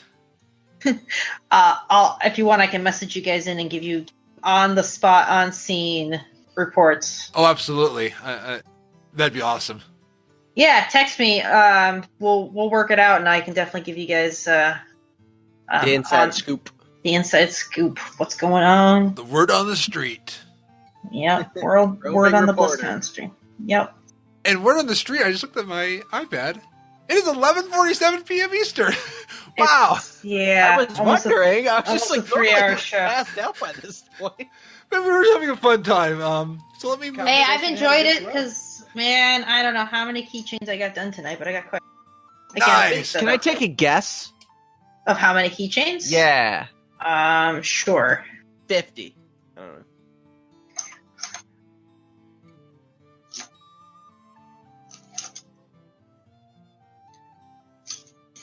I'm counting. Oh, okay. I just don't say anything. I don't want to distract you. Did you want to call it numbers? At least 30, maybe. Oh, wow. That's still a lot. Maybe 30, something like that. And I still got quite a few more to go. Nice. Not too bad. I'm seeing the light at the end of my medical. So There you go. that was a pretty good haul tonight. I'm glad I was able to. Evening. Yeah, so I put my mic on open mic so I can actually work and talk. Oh, it's open mic night? Worked actually quite well. If I could turn back time. Yeah. Oh my god. I'm just going to disconnect right now. Bye. I'm done. Done. Well, I'm going to disconnect the music into the outro. That was a very bad... That made no sense. No, it didn't. We're going to disconnect the music into the outro? That doesn't make any sense. I broke that shot glass. I was like, I'm just going to throw it. Oh, man, that was a hefty shot glass you just broke. Hey, I'm 6'6". Yeah, I mean, so... Oh yeah, I've got a dog who's he's been coming up to me like every 5 minutes after every time I shift. He's like, "Is it walk time now? Is it walk time now? Get Nancy. Is it walk time now?" So, if people want to walk over to Twitter, where can they find you, Siilverbolt? I am at Worgen BM Hunter. And follow them, or follow Silverbolt. Yeah, I'm also on Twitch, which is Siilverbolt, SIILVERBOLT_CTR on Twitch as well. And you'll find Friday Night Fight Nights and Convert to Shenanigans there. And yeah, definitely message Silverbolt, tag Silverbolt. If you're on the BlizzCon, definitely meet up, become friends. Just don't become mortal, and don't become mortal enemies. Just that's never a good thing. You'll find your try really hard to not become mortal enemies. Just in the time we could each other across.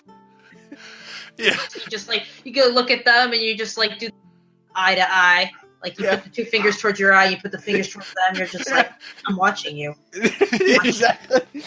And the other person is like, what the hell just happened? Yeah.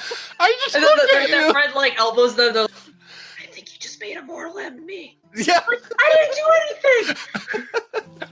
anything. So if you can, avoid that. Yes. I mean, And I know it'll be hard. Yes. So, but yeah, just avoid that. But don't avoid Eric Gauder. That's the first time anybody's ever said that, but yeah, you don't have to avoid me if you don't want to. And where can they not avoid you at? They can not avoid me on Twitter at Eric Gauder or on YouTube at Eric. Or if you just Google Eric Gauder, just anything I just go by my name everywhere because I'm not creative. So anything of all of those that you just want to follow me on, there may be things I don't even realize. Oh, that. And if you want to spam email us, scarfackwit@gmail.com. Yes, and Deceiver has some interesting stories to tell you on Thursday's show. I know, I can't wait. Did I tell you about that? You guys were talking about that with Scarfackwit. And I'm like, it sounds like they're trying to say Scarface, but screwed up majorly. And then I heard the later story about what that was. Yeah, that's exactly what it is. And I even made a T-shirt of it, so now I've got a Scarfackwit T-shirt I'll wear on Thursday. It was an offhand thing on a stream one night, and it has blown up, gone out of control, and it has become its own thing in the universe. Yeah, Raz has his Scarfackwit World of Warcraft guy that every single day there's some new tweet that I'm tagged in about some new achievement that it got, and I'm like, I don't understand what any of this is, but great. It's been going on for a month. Yeah. I love how inside jokes just Well, here's the thing, Scarfackwit is also on Farmers. Yeah. That was an interesting end to our episode What? 22. I thought we were gonna get some flack on Farmers Only for putting our profile pictures as Al Capone and Vladimir Putin, but everybody does that on there, so it's fine. Yeah. So Yeah. That's how a World of Warcraft podcast can be off topic. Yeah. Oh man. And I don't know how to be on topic. I'm just incapable. Fraz, where can people find you? you can find me at Frazley.com, where I post everything there. I'm at Frazleytastic on Twitter. Join the Sparkspans at Sparkspans.com. It's the Discord server where you can harass us, become friends with us, become mortal enemies with us. If you become mortal enemies, I'll ban you. But you can come join the Discord server. And you can find the show at Frazzlecast.com and subscribe in your favorite thing. And for the first time, leave a review. Just oh no, what am I asking for? We're fishing for compliments now. But, I'm probably going to get like a 1-star review now. Yeah, tell us something nice about us. Yeah. Show was 3 hours long, and it's still going, and it will ever end. Yep, it's going to end. I'm going to review ourselves. I'm going to review my own episode. Yeah, do it. Well, and this chair, my butt hurts and my scab is bleeding, so it's. Oh God! Please tell me those are on separate parts of your body, though. Like these are. Yes. Okay. The scabs on my butt are hurting, so I must go tend to them. No. We've reached this level of conversation. I think with that, it's not good. I'll quote Animaniacs. Good night, everybody. Good night. Good morning. Oh wait, we're not quite there. Sorry. Good night.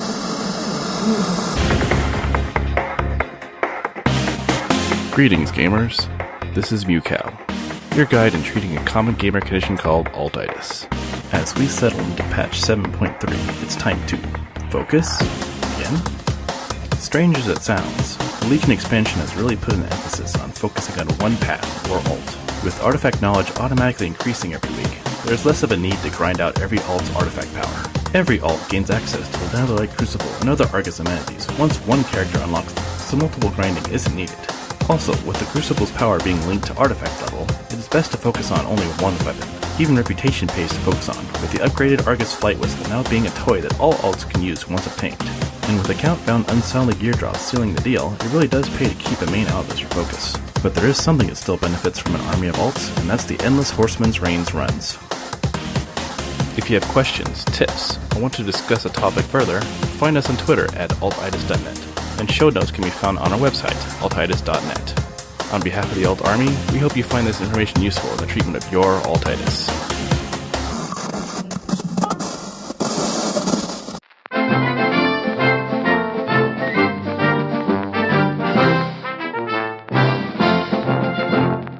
Welcome to the Frazley Report for Friday, October 27th, 2017.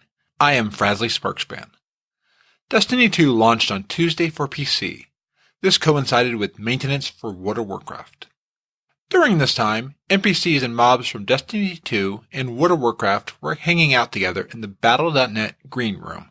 This was a detail Blizzard did not mention in press releases, but not only do the two games share the Blizzard Battle.net app, but they also share the same maintenance green room. As the Destiny 2 game servers were launching, a few drinks were shared to celebrate Destiny 2's launch. A good time was had by characters from both games. A few more drinks were shared, and a few more. Things got a little out of hand. The next thing Cade 6 recalls is that he was suddenly in the Vindicar.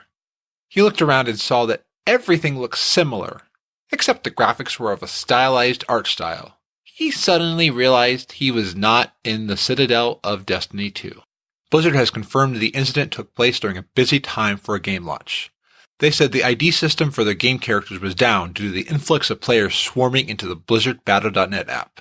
Everything has been resolved, and except for some hangovers from the celebrations, characters are now in their proper games. This has been the Frazley Report. I am Frazley Sparkspan. You can find us at FrazleyReport.com. You can email the show at newsroom@FrazleyReport.com. Until next week, it is your destiny to be awesome.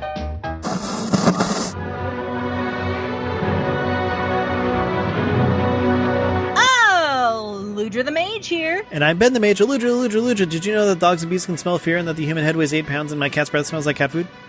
Yes, Ben, I saw that movie too. Why are you so hyper? I'm not hyper. I mean, all I know is that I just hang around with you, and it's like all of a sudden I go like warp speed, and I have so much energy, and I can just run and run and run and run and run and run and run and run and run. Well, Ben is trying to expend all of his excess energy. I saw a butterfly. Go chase it. Make sure to check out Battle Pets episode 118, Contact Sugar High, where we talk about boss battles, pets, spotlight, and all the spooky goings on with Hollow's End. Oh my gosh, Halloween is my favorite time of the year. There's candy and pets and candy and Headless Horseman and candy. I think we've solved the mystery of what's gotten into Ben. I haven't had any yet. I gotta get that mini floating necropolis first. The truth is out there. The storm known as BlizzCon is almost upon us, and that means once again it's time for podcasters, community personalities, and fans to come together for one of the largest gatherings created by fans for fans. It's Con Before the Storm, featuring the 5th annual World of Podcast. It's shaping up to be our largest World of Podcasts yet, with participants from over 50 podcasts and additional content being produced before and after the big party at the Anaheim Hilton on November 2nd. Even if you can't join us in Anaheim, we do invite you to check out the shows on Alpha Geek Radio or at twitch.tv/ConBeforeStorm. Can't listen to us live? We have you covered with podcast versions of our content available for download on demand via our World of Podcast show feed on Google Music and Apple Podcasts. For complete information, show schedule, and much, much more, be sure to check out ConBeforeStorm.com, and also don't forget to follow us on Twitter at ConBeforeStorm and at World of Podcasts. Frazzlecast is a fan podcast that covers Blizzard games. We are not affiliated with Blizzard Entertainment. Views expressed by the host and guests are their own. Some of the art, music, and sound effects come from Blizzard games and are owned by Blizzard Entertainment, Inc. No copyright infringement is intended. Want more awesomeness every week? Visit weeklyawesome.com. Weekly podcasts to make your week better. Remember to smile and be awesome.